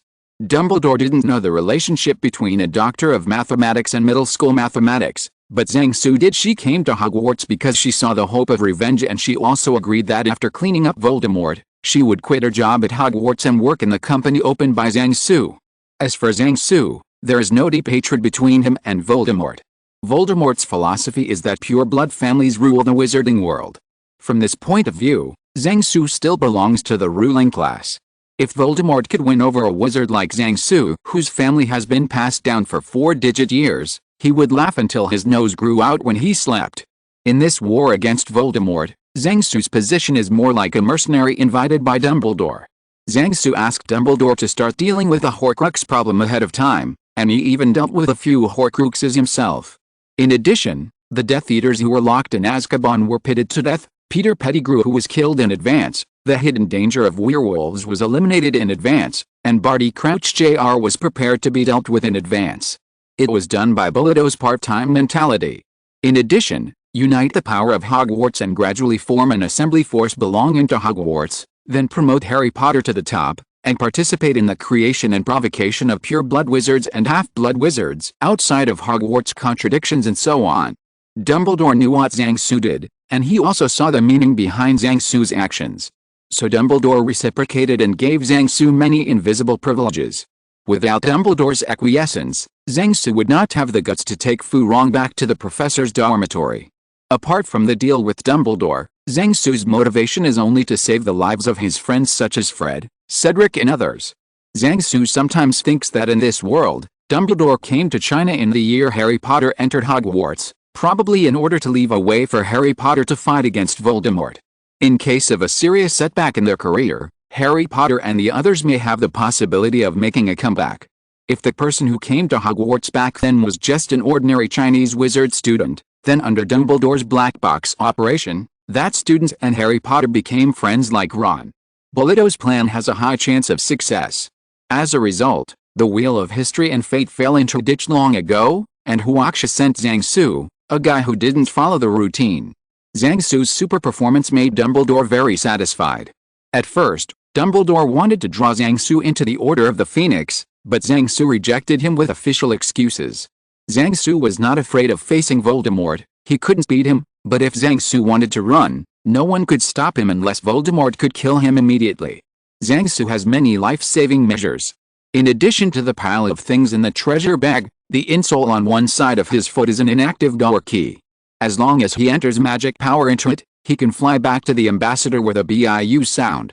Inside the safe house of the museum, Zhang Su didn't think that Voldemort dared to send someone to Portland Street to make trouble for him.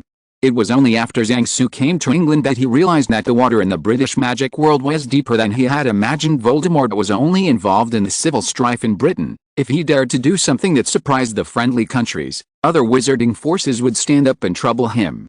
Besides, based on Zhang Su's achievements in burying the Jade Seal of the Chuan Kingdom at the Monument to the People's Heroes, if something goes wrong with him under Voldemort's hands, the country will definitely let Voldemort know what it means to no matter where you are, a group of epic alchemists are your powerful backing. Not to mention that there are still some legendary alchemists like Mr. Zhao who can fight with Dumbledore from, a century ago, they began to be unhappy with Britain. Fishing with 3 or 5 kinds of flowers, and the old guys who ran to the South Pole to climb Mount Everest and the Trench will definitely bring their own dry food to join in the fun. Originally, Zhang Su was not a person with too much ambition. His life plan from the beginning was to make money and get married.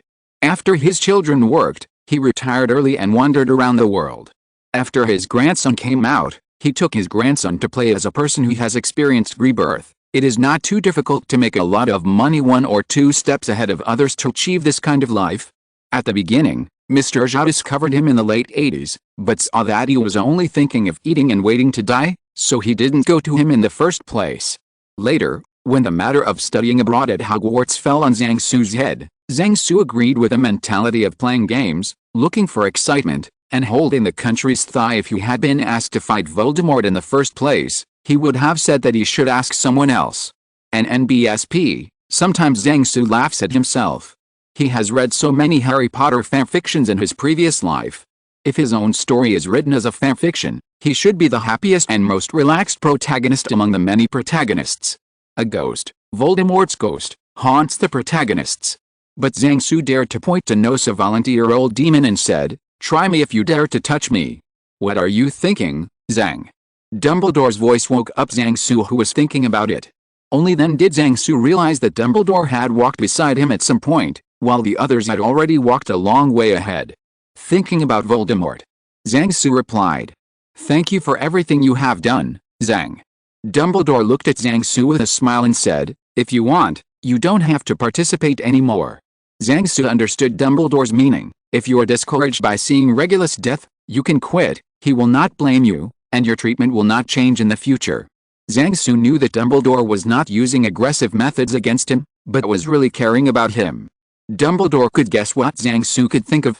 Dumbledore also knew that Zhang Su did not have the responsibility and obligation to live forever with Voldemort. What he did was more like a deal. Recalling what Zhang Su had done in the past few years, Dumbledore found that his side had a great advantage now. Even if Voldemort recovered again, he would be alone. As long as the fragment of Voldemort's soul in Harry Potter's head is resolved, it will be more stable than the flying dragon riding on the face. If he can't win in the end, he can jump into the lake. Looking at Zhang Su now, he has only passed his 15th birthday not long ago, but he has been busy with so many things in secret. But Harry and the others, who were the same age as him, spent most of their energy on playing around every day besides studying. At the beginning, I gave Zhang Su, who is very familiar with the Muggle world, the position of acting professor of Muggle studies, which can be said to be the easiest course in Hogwarts. I just wanted to take the opportunity to give him some privileges and let him relax a bit. Period. As a result, Zhang Su made a lot of fun with this class. Dumbledore has been paying attention to the teaching content of Zhang Su's class. The 3rd and 4th grades introduced the general knowledge of the Muggle world. The 5th grade economics, the 6th grade philosophy, and the 7th grade political science. Even Dumbledore seemed to struggle with the content of the courses in these grades. On a Friday night, when students asked him questions about the origin and nature of money and the relationship between contradictory universality and particularity, he was also confused. Dumbledore can also see the changes Zhang Su brought to Hogwarts.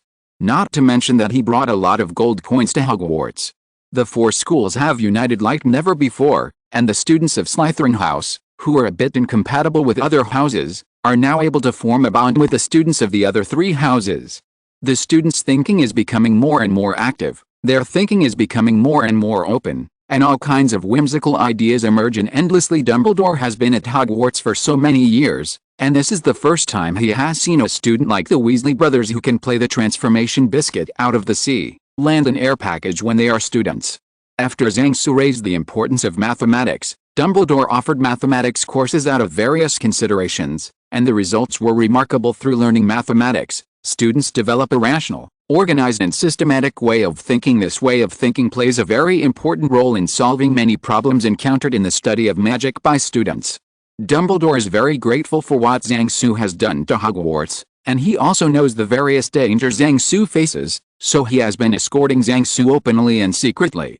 Because what Zhang Su taught in the Muggle Studies class and the articles he wrote in youth magazines touched the interests of some people, Dumbledore often received letters dismissing Zhang Su as acting professor, and even expelled him.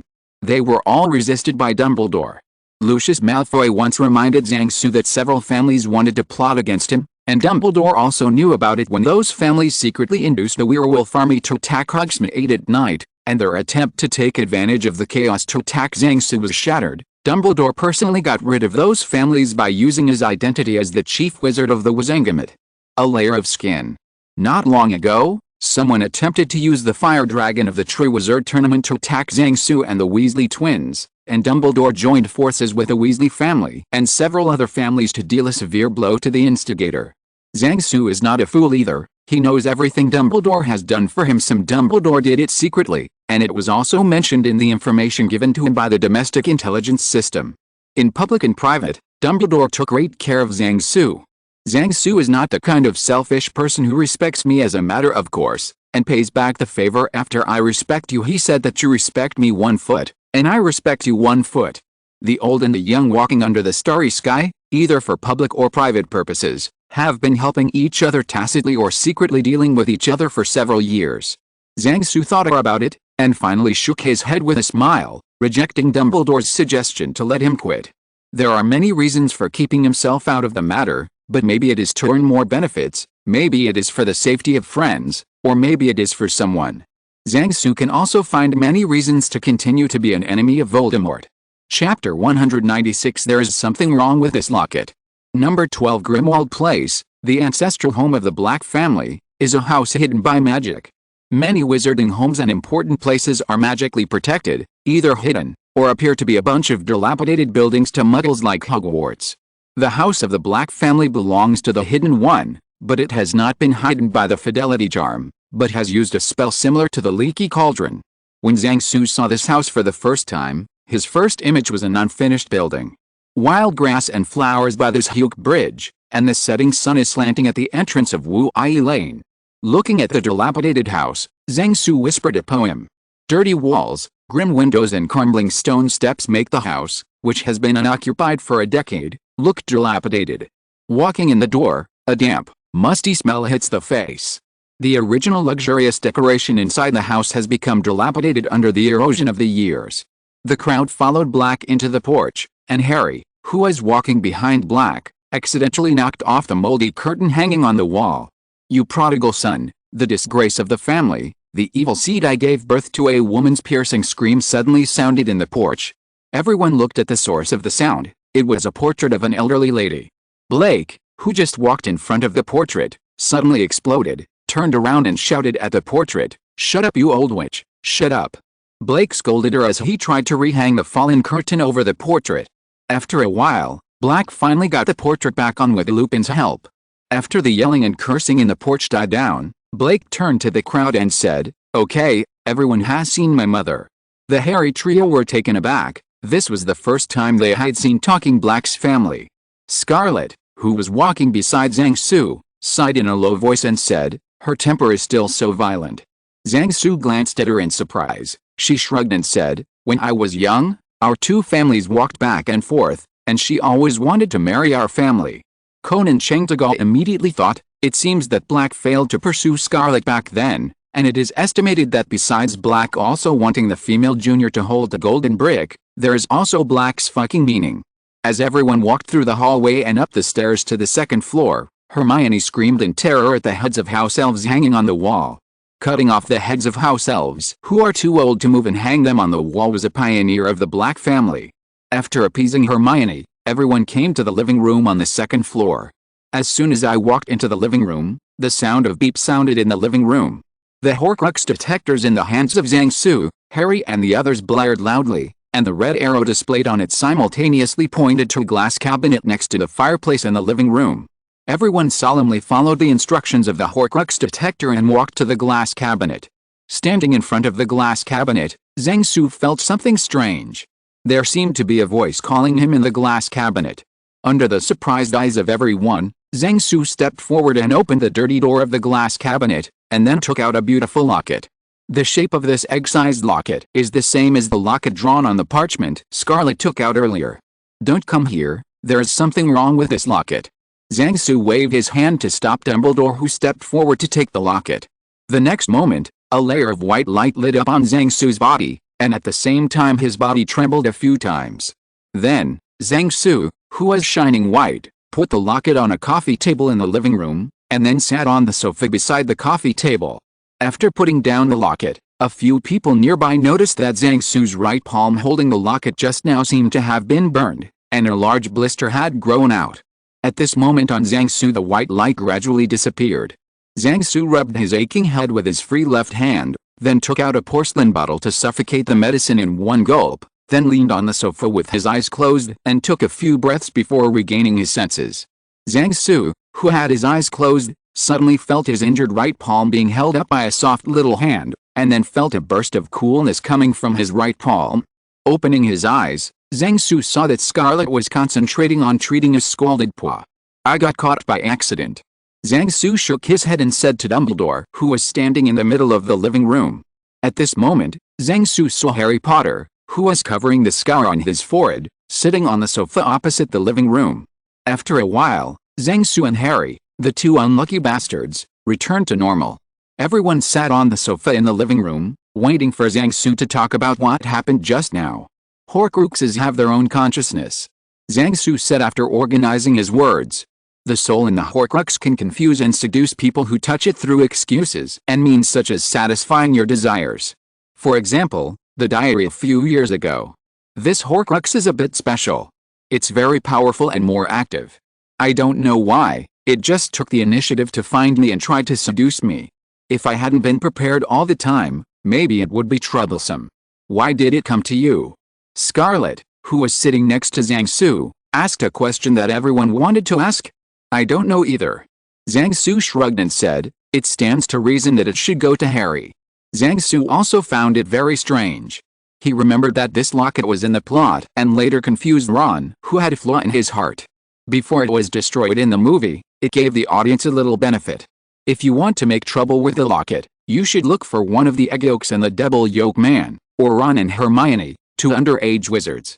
There is no reason to find him, who is separated from Voldemort by a Eurasian continent people. The wizards in the living room also thought the same way. No one would think that there was any connection between Zhang Su and Voldemort. For a while, everyone was puzzled. At the same time, no one dared to touch the locket. Ron, try opening it. Zhang Su said to Ron. Why me? Ron asked suspiciously. If you are controlled by it, we can easily subdue you. Do you want us to attack Hermione then? Zhang-Su said to Ron. Although what Zhang-Su said made sense, Ron wanted to hit someone. After hearing it, suddenly he found that he seemed to be unable to win any of the people in the living room. Ron walked over with black hair, and picked up the locket on the coffee table in front of Zhang-Su. After Ron picked up the locket, everyone looked at him nervously, for fear that he would be controlled by the Horcrux. How is it going? Dumbledore asked Ron. I don't seem to feel anything, Ron said. Then Ron tried to open the locket, but no matter how hard he tried, the lid of the locket didn't move at all, as if the whole locket was a hole that couldn't be opened. After working for nearly 10 minutes, Ron could only give up. Ron, Harry ate all the chocolate donuts you hide under the bed. Zhang-Su suddenly said something confusing to Ron. Ah, Ron cried suddenly, I'm going to break his leg. After Ron shouted, the living room suddenly fell into silence. It seems that the locket still affected Ron in a short period of time and inspired Ron's negative cleansing. Usually when this kind of thing happens, Ron will only let Harry ask him to buy candy at the Honeydukes candy store, not I want to hit Harry. Zhang-Su said to everyone in the living room, but this kind of influence is not too deep, and it is no problem to touch the locket for a short time. At this time, Ron was so frightened by Zhang-Su's words that he loosened his hand, and the locket fell on the moldy carpet. After telling Ron to go back and sit down, Blake stepped forward, picked up the locket, then picked up his wand and began to use various chest-opening charms to try to open the locket. If you're listening to this novel on a channel other than Fanfic World, it means they downloaded and uploaded it without effort. We cordially invite you to visit our channel, Mundo Fanfic Novelis. There you'll find the original version of this story, and you can explore many other novels of various genres. We're waiting for you to immerse yourself in a world of incredible novels. Chapter 197. I Saw Your Dream. Seeing Black cracking there using various spells in vain to try to remove the locket, Zhang-Su really wanted to tell him, why don't you turn into an animagus form and put some blood on it? Try it, black dog blood to ward off evil spirits. At this time, Creature came to the living room with a large bowl of sandwiches. Everyone hasn't had dinner today. After everyone ate sandwiches and solved the dinner problem, they continued to discuss how to open the locket. Zhang-Su was thinking about why the locket found him just now, and didn't participate in the discussion, which made Hermione's mobile library, Granger, the protagonist. Salazar Slytherin's famous ability to be able to talk to snakes. Therefore, the symbol of Slytherin house is a snake. Hermione said to everyone, if it is a Slytherin item, it probably needs a parcel tongue to command it to open. Hermione made a good point, and everyone nodded in agreement. When it came to parcel tongue, all the people present were insiders, and everyone looked at Harry Potter. Harry Potter was taken aback, nodded and said, I think I can try to open it. After speaking, Harry reached out to Black, who was holding the locket. Wait a minute, Harry. Zhang-Su stood up and stopped Harry. I think you'd better not touch that locket lightly. Your scar hurts again just now, and I'm worried that you will die if you touch that locket. What an accident. Mr. Black, please put the locket here first. Zhang-Su took out a box with intricate patterns engraved on the outside and asked Black to put the locket in. Black looked at Dumbledore, put the locket in after Dumbledore nodded, and then Zhang-Su closed the lid of the box. After putting the locket box back on the coffee table, Zhang-Su said to Harry, Harry, wait a minute, I will conjure a snake, you try to tell it to open, and then I will learn your pronunciation before going open the locket. Seeing that Dumbledore nodded, Harry agreed to Zhang-Su's proposal. Zhang-Su placed the dish in front of Harry, and the plate used to hold the sandwiches just now was transformed into a 1-meter-long grass snake by using transfiguration. The transformed emerald green snake lay lazily on the coffee table, as if taking a nap. Harry stared intently at the grass snake, and then mentally tried to wake it up as if it were bedridden. Ron. 1, 2 to 3 hiss. After a few tries, Harry let out a growl whose last word was hiss. Zhang-Su listened carefully to Harry's hissing sound, which sounded a bit like Morse code. Just memorize the interval between the pronunciations. In fact, Zhang-Su has always wanted Harry to use Parseltongue to make a catchphrase, but he never had the chance. After confirming that his pronunciation was correct, Zhang-Su walked to the coffee table and took out a locket from the box. At this time, everyone in the living room took out their wands one after another to prevent any accidents. Picking up the locket again, Zhang-Su immediately felt an inexplicable feeling rising from the bottom of his heart, as if the locket was calling him, and at the same time, a faint hostility arose in his heart. Because he wanted to find out the reason why the locket found him, Zhang Su did not apply spiritual protection spells such as mechanized mind to himself. Now he's relying on a jade pendant hanging on the lower belt of the robe as the final protection. Just now he tried. After a while, I found that the effect is remarkable, but the locket will become hot when it resists. Holding the locket in his left hand, Zhang Su made a hissing sound at it.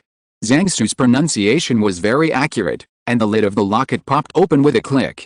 Inside the locket, behind two small windows, a living eye with black pupils blinked. Zhang Su put the locket on the coffee table, and Dumbledore stood up, looking at the eyes in the locket from a distance.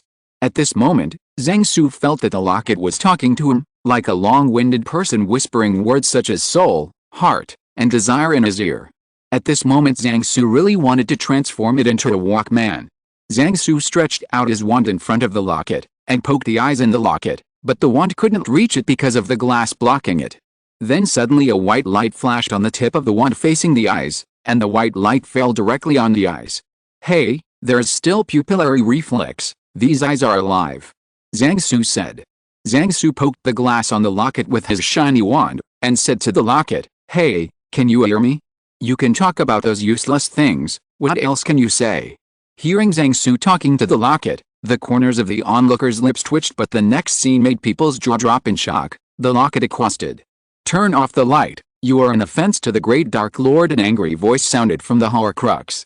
If you tell me to turn it off, I will turn it off. Then I'm very useless.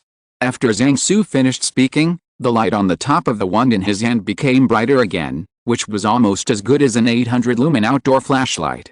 You dare to offend the invincible Dark Lord and you will pay the price. The voice from the locket sounded a bit annoyed. Let's not talk about these useless words. You are a frog in the well who only jumps around in Western Europe.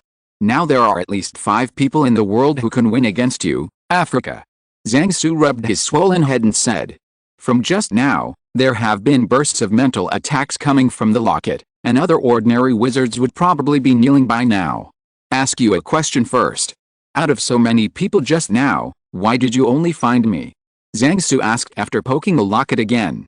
At this time, Zhang Su stopped the light on the top of the wand to prepare for emergencies. Because I have seen your heart and your soul, the locket actually answered obediently, the heart full of desire, the powerful soul, it will be mine. Sorry, you are not a beautiful woman, I can't give them to you. Zhang Su said. I have seen your dreams, and I have seen your fears, said the locket. Whatever you desire can happen, but what you fear can also happen. At this moment, Zhang Su was stunned for a moment, but then he breathed a sigh of relief, and then he couldn't help kneading his brows with his right hand, because he guessed what would happen later. Zhang Su can be sure that the IQ of this locket is not high. Compared with the one in the diary, the part of Voldemort's split soul is a little worse, because the answers to the dialogue are not at the same level, and the temper is too violent. It's not as elegant and cultivated as the youth in the diary. Zhang Su finally knew why the locket came to him just now, and now the soul in the locket is like a vicious dog, always looking for someone's soul to swallow, and then take away the body. And Zhang Su's soul is extremely powerful, which is an extra large cake to Voldemort. And human desire is the breakthrough point for Voldemort's soul to lure wizards into the bait. It is like the cream on top of the cake. So in the eyes of the soul inside the locket, Zhang Su is a huge cream cake covered with cream. Zhang Su is relieved by this result. It would be a bit embarrassing if Voldemort's soul said that it was because the world's parseltongues belonged. Immediately afterwards, from behind the glass of the locket, and from the eyes, 2 things resembling soap bubbles emerged, rising and deforming. The onlookers raised their wands one after another, aiming at the 2 soap bubbles. After the 2 soap bubbles rose into the air, the soap bubble on Zhang Su's left turned into a roast suckling pig with an apple still in its mouth. Zhang Su covered his face with one hand. When he heard the locket said that it saw his heart, he knew it would become like this.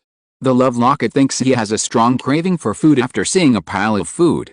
At this moment, Zhang Su was also a little curious, how Voldemort's soul would seduce him next. Could it be that he was invited to eat roast pig every day, eat a big piece of meat and drink in a big bowl every day? Covering his face, Zhang Su was wondering whether the soap bubbles on the right would turn into a dish or a pot of soup, when he suddenly heard the exclamation of the crowd and a hee sound that made him sound creepy.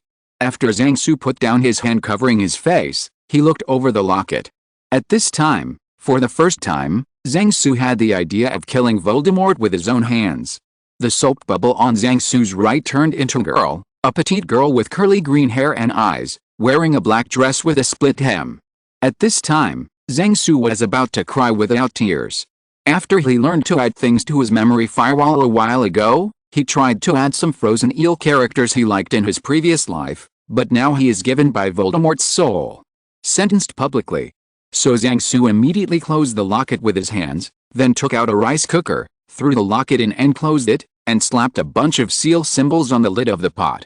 After bursts of white light flashed on the rice cooker, Zhang Su felt a spiritual attack from the Horcrux disappear, which made him heave a sigh of relief. This Horcrux is too dangerous, so let me keep it temporarily, Zhang Su said to Dumbledore with a straight face. Chapter 198. The Elder must be the guide and negotiator, but not the orderer. Lucian Dumbledore is a very competent elder. When you come to him with questions, he can often point you in the right direction. When he wants you to do something, he will often fool you into finding him. Don't go north, and then do what he says. If you don't want to listen to his command, he is willing to discuss with you and solve the problem. When Zhang Su said he wanted to keep the locket, Dumbledore vetoed his suggestion after thinking about it. Dumbledore knew that if the locket was given to Zhang Su for safekeeping, it would be a meat bun beating a dog. Dumbledore wanted to return Ravenclaw's crown before, but Zhang Su finally rejected it on the grounds that what I picked up in the Room of Requirement is mine. That was the time when Dumbledore saw Zhang Su's plan to collect antiques, so he kept a strict guard against Gryffindor's sword, and rejected Zhang Su's request to borrow it for appreciation several times. The locket currently belongs to the Black family, and Zhang Su asked Black to be self-inflicted, so he asked Dumbledore, but Dumbledore saw his thoughts and rejected his request, and Dumbledore did not want to carry the locket on his back. The locket was regarded as a pot borrowed from Jing Zhao. Zhang Su had no choice but to give the rice cooker with the locket sealed to Dumbledore for safekeeping. After temporarily disposing of the Horcrux, everyone was about to return to Hogwarts. At this moment, Black suddenly remembered something and asked everyone to wait. After about 10 minutes, Blake returned to the living room. "Harry, this is for you, I think you need it." Black handed Harry an old parchment and a photo. Harry took two things, and after looking at them, he immediately lost his composure. Zhang Su walked up to Harry and took a look, and found that it was a letter from Harry's mother to Blake more than 10 years ago, and there was also a photo of Harry flying around on a toy broomstick when he was 1 year old. Undoubtedly, this is a very precious gift to Harry. After putting away the parchment and photos, Harry and everyone returned to Hogsmeade with the apparition. After everyone returned to Hogwarts Castle, Dumbledore took Harry away, and the others went back to their dormitories. Back in the professor's dormitory, Zhang Su saw the note left by Furin saying that she and Gabriel will live in the carriage on the way back to Boxburton's tonight. After sending a letter telling Furin that he was back safely, Zhang Su opened the Marauder's map to confirm that there was no one there, and then went to the prefect's bathroom to take a nice bath.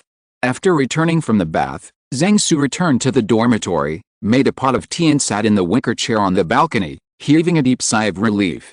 In the past 2 days, he had solved the matter of the locket, but he was very tired, especially the confrontation with Voldemort's soul in the locket just now, which was more tiring than fighting with the infernal corpse, and now his head is still hurting. Although he brought a lot of medicines, the medicines for mental trauma were not effective, and Zhang Su didn't prepare for this at the beginning. Fortunately, after a self-examination, it was confirmed that there were no sequelae left by the confrontation, and everything would be fine after a good night's sleep. Lucian once said, "There are many races of dissatisfied people, who will always move forward and always have hope. There are many races of people who only know responsibility but don't know how to reflect. What a disaster." Zhang Su is used to introspecting himself 3 times before going to bed every day, especially after arriving at Hogwarts.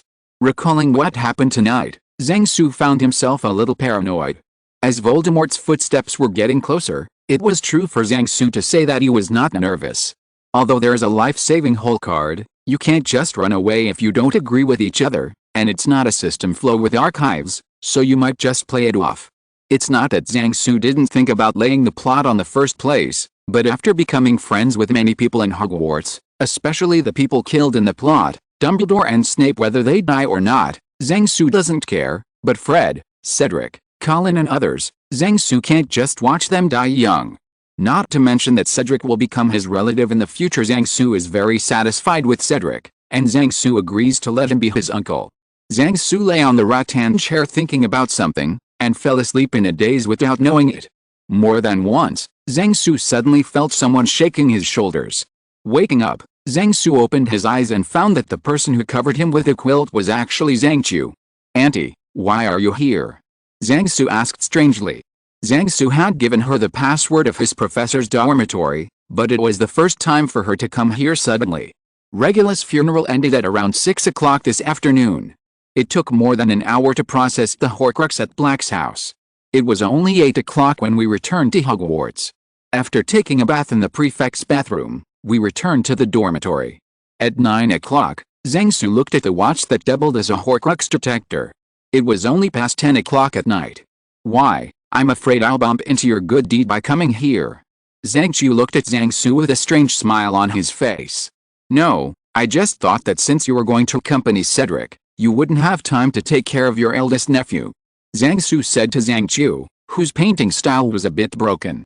"It makes me sound like you are of the opposite sex and inhuman," Zhang Chu said as he sat down on another rattan chair next to him. "You are so happy to go back to the common room this year, Luna, but I've been waiting for you to tell her about those fantastic animals." Zhang Su did the math himself, and it was true. Before the start of Halloween, I basically go to the common room of Eagle Yard from time to time, and I basically don't go back after that. "Why did you come here tonight?" Zhang Su asked. "As entrusted, I was asked to deliver the medicine to you," Zhang Chu replied. "When I came out of the kitchen and passed the potions classroom, I happened to meet Professor Scarlet, and she asked me to bring you the medicine. I'll let you drink it while it's hot." After speaking, Zhang Chu took out a thermos cup from her treasure bag and handed it to Zhang Su. Zhang Chu's treasure bag was Zhang Su's Christmas gift to her. Although the volume was not as heaven-defying as Zhang Su's own, it was considered a fine product. Moreover, Zhang Chu's treasure bag was remodeled from Chanel's new women's handbag back then. Unlike Zhang Su's treasure bag, it looks like a drawstring cloth bag. If you remove the drawstring and stick it on your belly, you can cosplay Tinkerbell. After taking the thermos cup, Zhang Su opened the lid and smelled the faint fragrance wafting from the cup. After drinking it in one gulp, Zhang Su almost spit out the potion. Zhang Su would not forget the bitter taste in his mouth. It was the taste of Ningxiang Ko. After pinching his nose and drinking all the medicine, Zhang Su with a bitter face immediately took out 2 sour plums and threw them into his mouth to dissolve the bitter taste in his mouth. Not long after drinking the medicine, Zhang Su's head, which was still swollen and aching, felt better. "Are you sick or injured?" Zhang Chu asked with concern. "I haven't seen you all day today." When I asked Fu Rong, she had a weird expression, and she didn't want to say anything. "Maybe you have something to hide." Zhang Su almost choked the sour plum in his mouth into his trachea, and replied helplessly, "I just went out on business with Professor Dumbledore, and I suffered a slight injury, and it will be fine after taking the medicine and sleeping." "That's good," Zhang Chu said. "Remember to ask Professor Dumbledore for a medical allowance for work-related injuries." "Auntie, your painting style has collapsed." Zhang Su was speechless.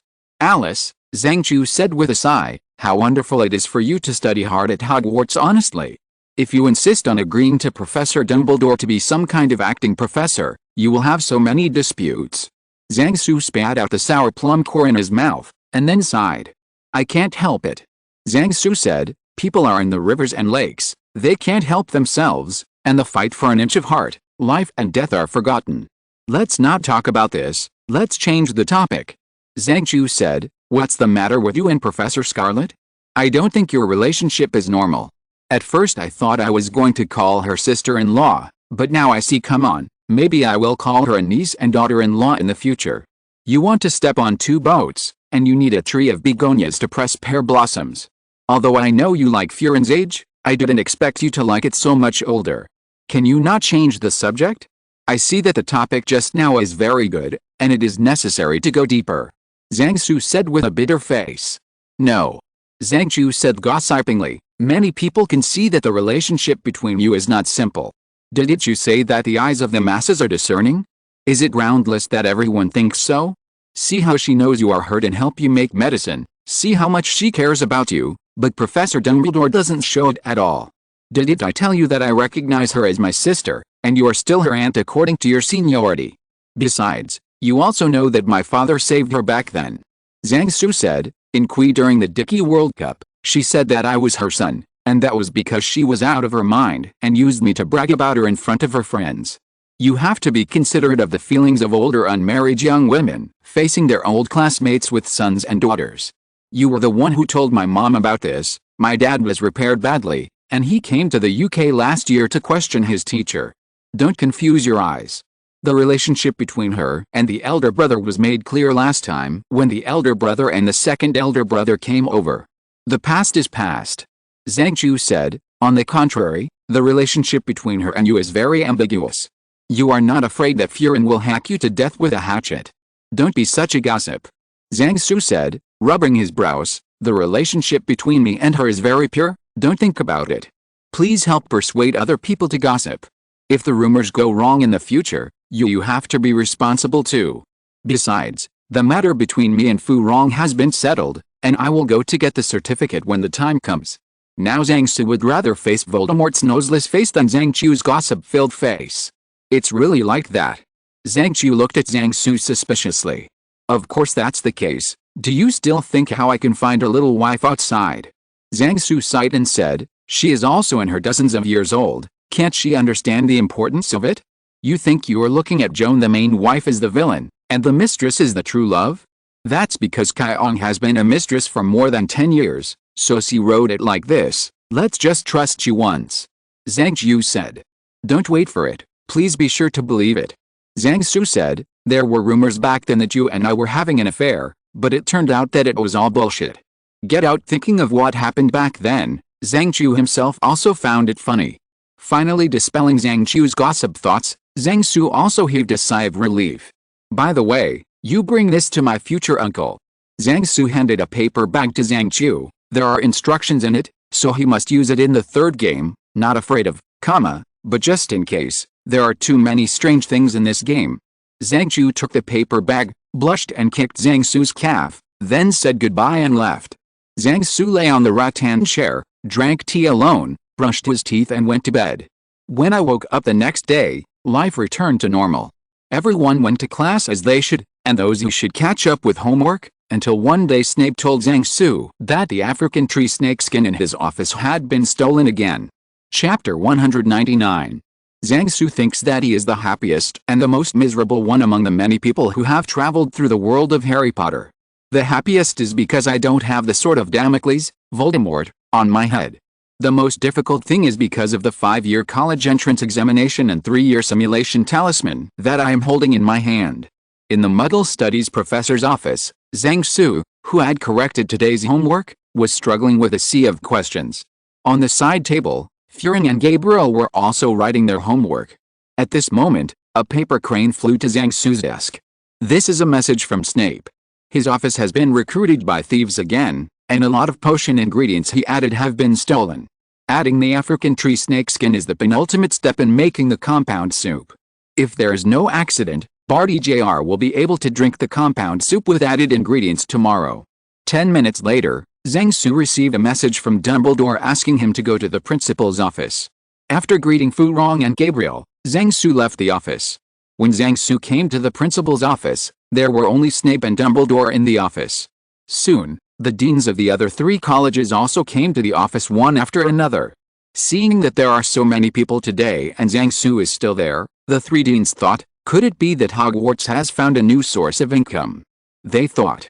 Just when the 3 deans looked puzzled, Dumbledore spoke. There's a Death Eater among the professors at Hogwarts. Professor McGonagall, Professor Flitwick and Professor Sprout looked at Snape at the same time. Suddenly Snape's face turned pale. I'm not talking about Severus, said Dumbledore, but about a Death Eater who entered Hogwarts disguised as a professor. The professors were not stupid, and they quickly guessed who Dumbledore was talking about. After all, apart from the 4 deans, there are only a few professors at Hogwarts. Professor Binns from History of Magic class, you win if you can pretend to be him. It is too difficult to disguise Hagrid who protects the magical biology class, and if he is not careful, he will be killed by the textbooks used in the class. Professor Sybil Trelawney of Divination is too elegant, and it is very difficult to imitate. Professor Scarlet, who has only been here for a few years, is more difficult to find a wizard to replace her than to make Snape wash his hair every day. As for Professor Zhang, with his style of doing things that is incompatible with the Hogwarts painting style, it would be considered a success if he didn't reveal his secrets for a long time. In addition, Rolanda Hooch from the flight class, Aurora Sinista from the astronomy class, Sedima Victor from the arithmetic and divination class, and Bathida Babbling from the ancient magic text class are all in Hogwarts, who has taught for many years, was easily spotted by familiar students and colleagues. After going through the process of elimination, the answer is ready to come out. You're talking about Professor Moody? Professor McGonagall asked uncertainly. Yes, said Dumbledore, nodding his head, our old friend, poor Alastor, he has been replaced by someone else. Who is that Death Eater? Professor McGonagall asked. Barty Crouch Jr. Dumbledore uttered a name that surprised the three deans. Barty Crouch Jr. has been taking Polyjuice Potion to keep Alastor's appearance, said Dumbledore. Because we were afraid he would hurt the students, we didn't do it. Until he was in the potions classroom tonight stealing the ingredients with some other things added. When he drinks the compound soup made from these ingredients tomorrow, his threat will be greatly reduced. So when everyone receives news about Alastor's accident tomorrow, please let the students go back to the common room or the auditorium to take refuge. Then everyone will participate in the arrest of him. In fact, Zhang Su really wanted to tell Dumbledore to do it now, and catch Barty Crouch Jr. by surprise, but seeing that Dumbledore had other arrangements, he gave up. Then Dumbledore took a copy of the Hogwarts Emergency Response Plan and arranged the details of tomorrow's actions, and said that he would have more information tomorrow. Important things to get done. Originally, there was nothing wrong with Zhang Su tonight, but who told him that the second class tomorrow morning would be Defense Against the Dark Arts class. According to Snape's estimation, there is a high probability that Barty Crouch Jr. will drink the previous stock before the first class tomorrow morning, and start drinking the Polyjuice soup he just made tonight in the second class. So Zhang Su took on the important task of holding Barty Crouch Jr. in case of emergency. Peeves was in charge of keeping an eye on Barty Crouch Jr. from breakfast time until the second class. After making arrangements for tomorrow's action, everyone left the principal's office. Back in the Muggle Studies professor's office, Zhang Su saw that Gabriel had just finished her homework for tonight. Zhang Su took Gabriel's herbal medicine homework and sat on the sofa to check it. And Gabriel ran over and sat down next to Zhang Su, for fear that Zhang Su would pick out mistakes from inside. In addition to its powerful healing properties, you forgot that chopped pomfret can also be used to make invigorating potions, Gabriel.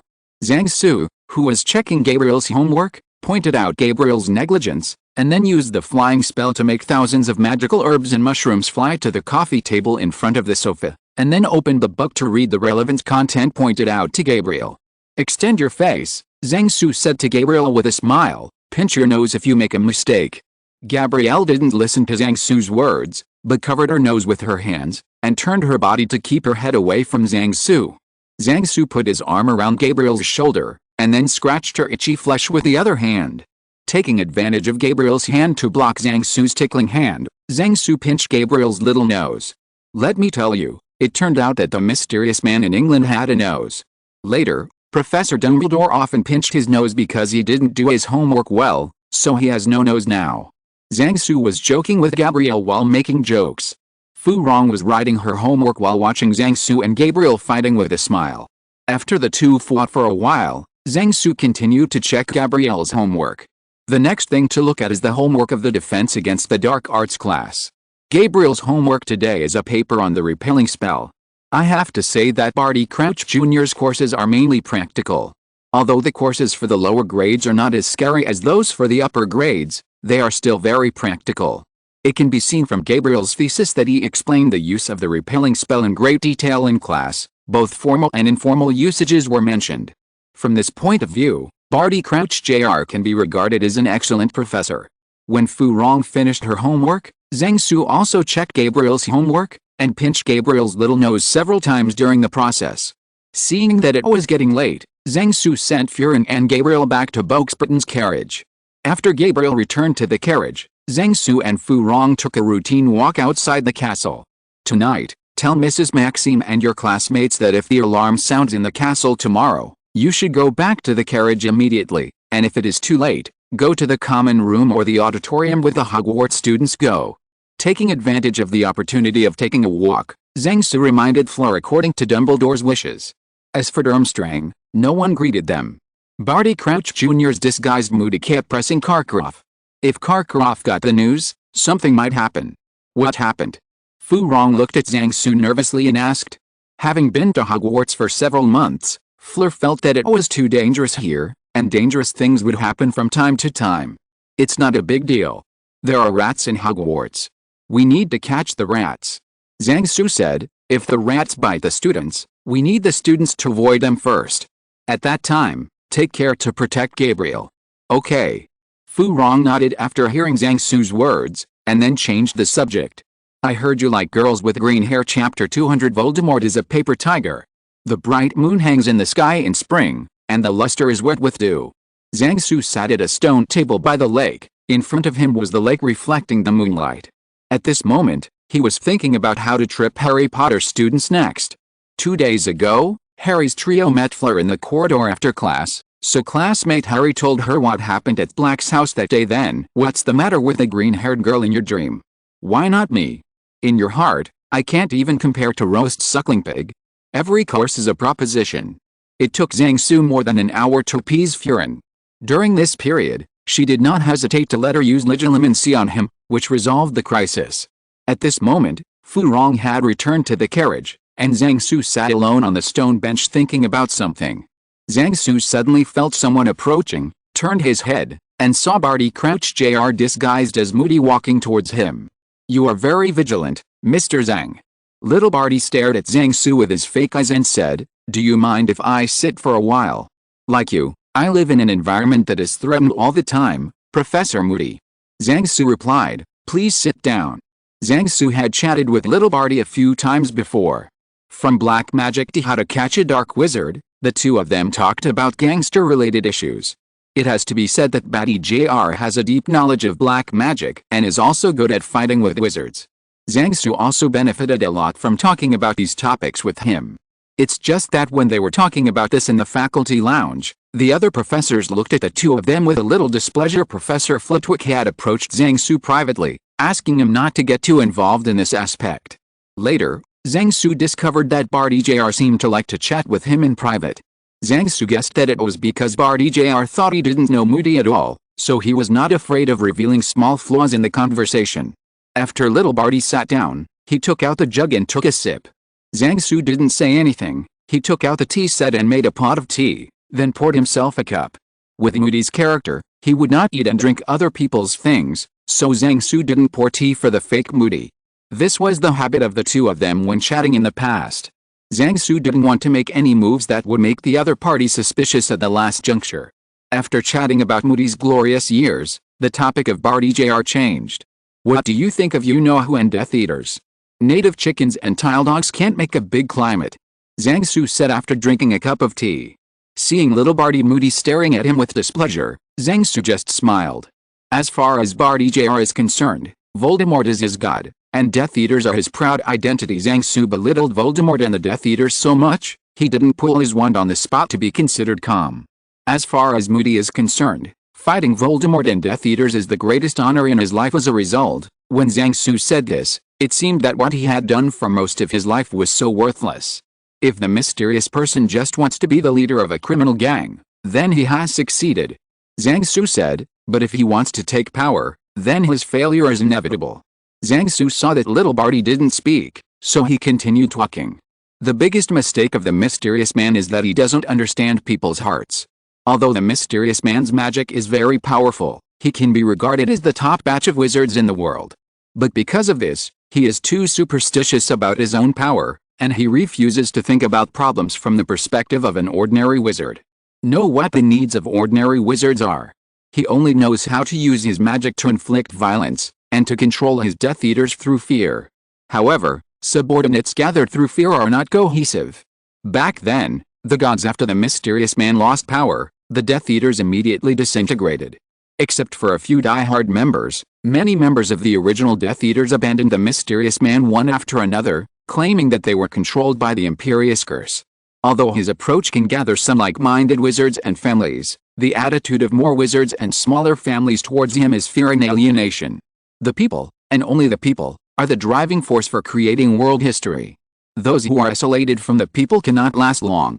From the very beginning, Voldemort's actions were doomed to fail, because he did not have the support of the majority of the people, and the support of a few wizarding families, let alone their dedication.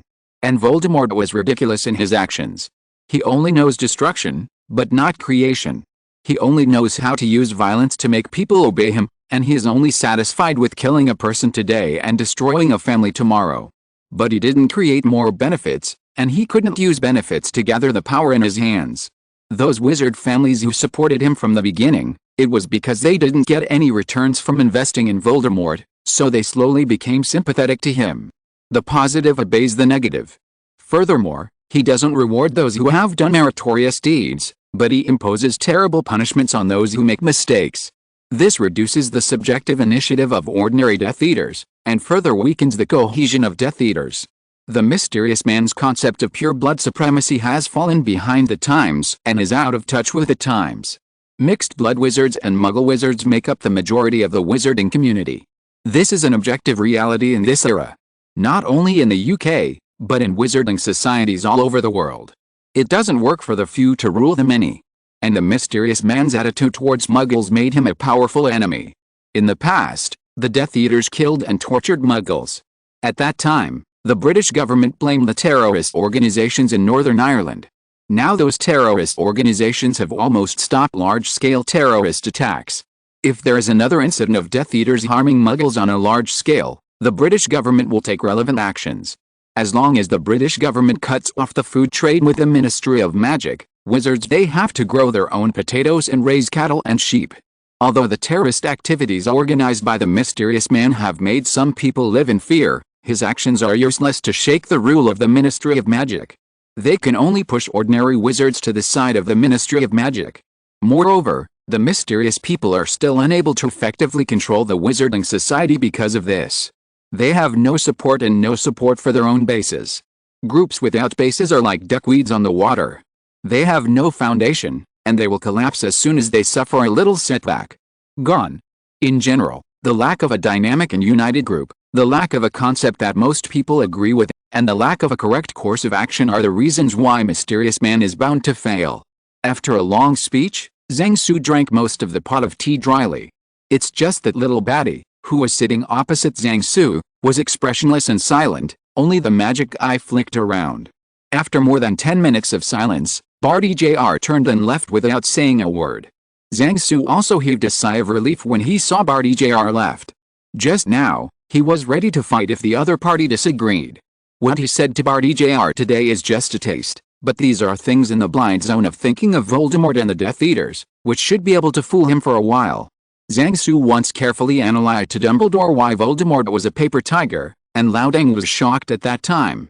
Although Dumbledore is very knowledgeable, he has not learned how to rebel. At Hogwarts, Zhang Su ranked first in terms of the theoretical level of rebellion, Hermione taught by Zhang Su ranked second, and the third was gone. Zhang Su had studied the actions of Voldemort and the Death Eaters with experts in China, and concluded that their level was not as good as that of Liangshan. The Ministry of Magic should be thankful that Zhang Su is not in the mood to rebel. Hermione just wants to liberate the house-elves, otherwise Fudge would not be able to sleep peacefully. In fact, Zhang Su was also quite worried about going back to China in the future, and one day he suddenly heard the news that Hermione led the house-elves to fight gorillas in the Forbidden Forest. End of this chapter. Thank you very much for reaching the end. Don't forget to like. Looking for more exclusive content and immediate access? Subscribe to our Patreon. Remember, every like, subscription, or donation encourages us to continue. Thanks to everyone. See you in the next video.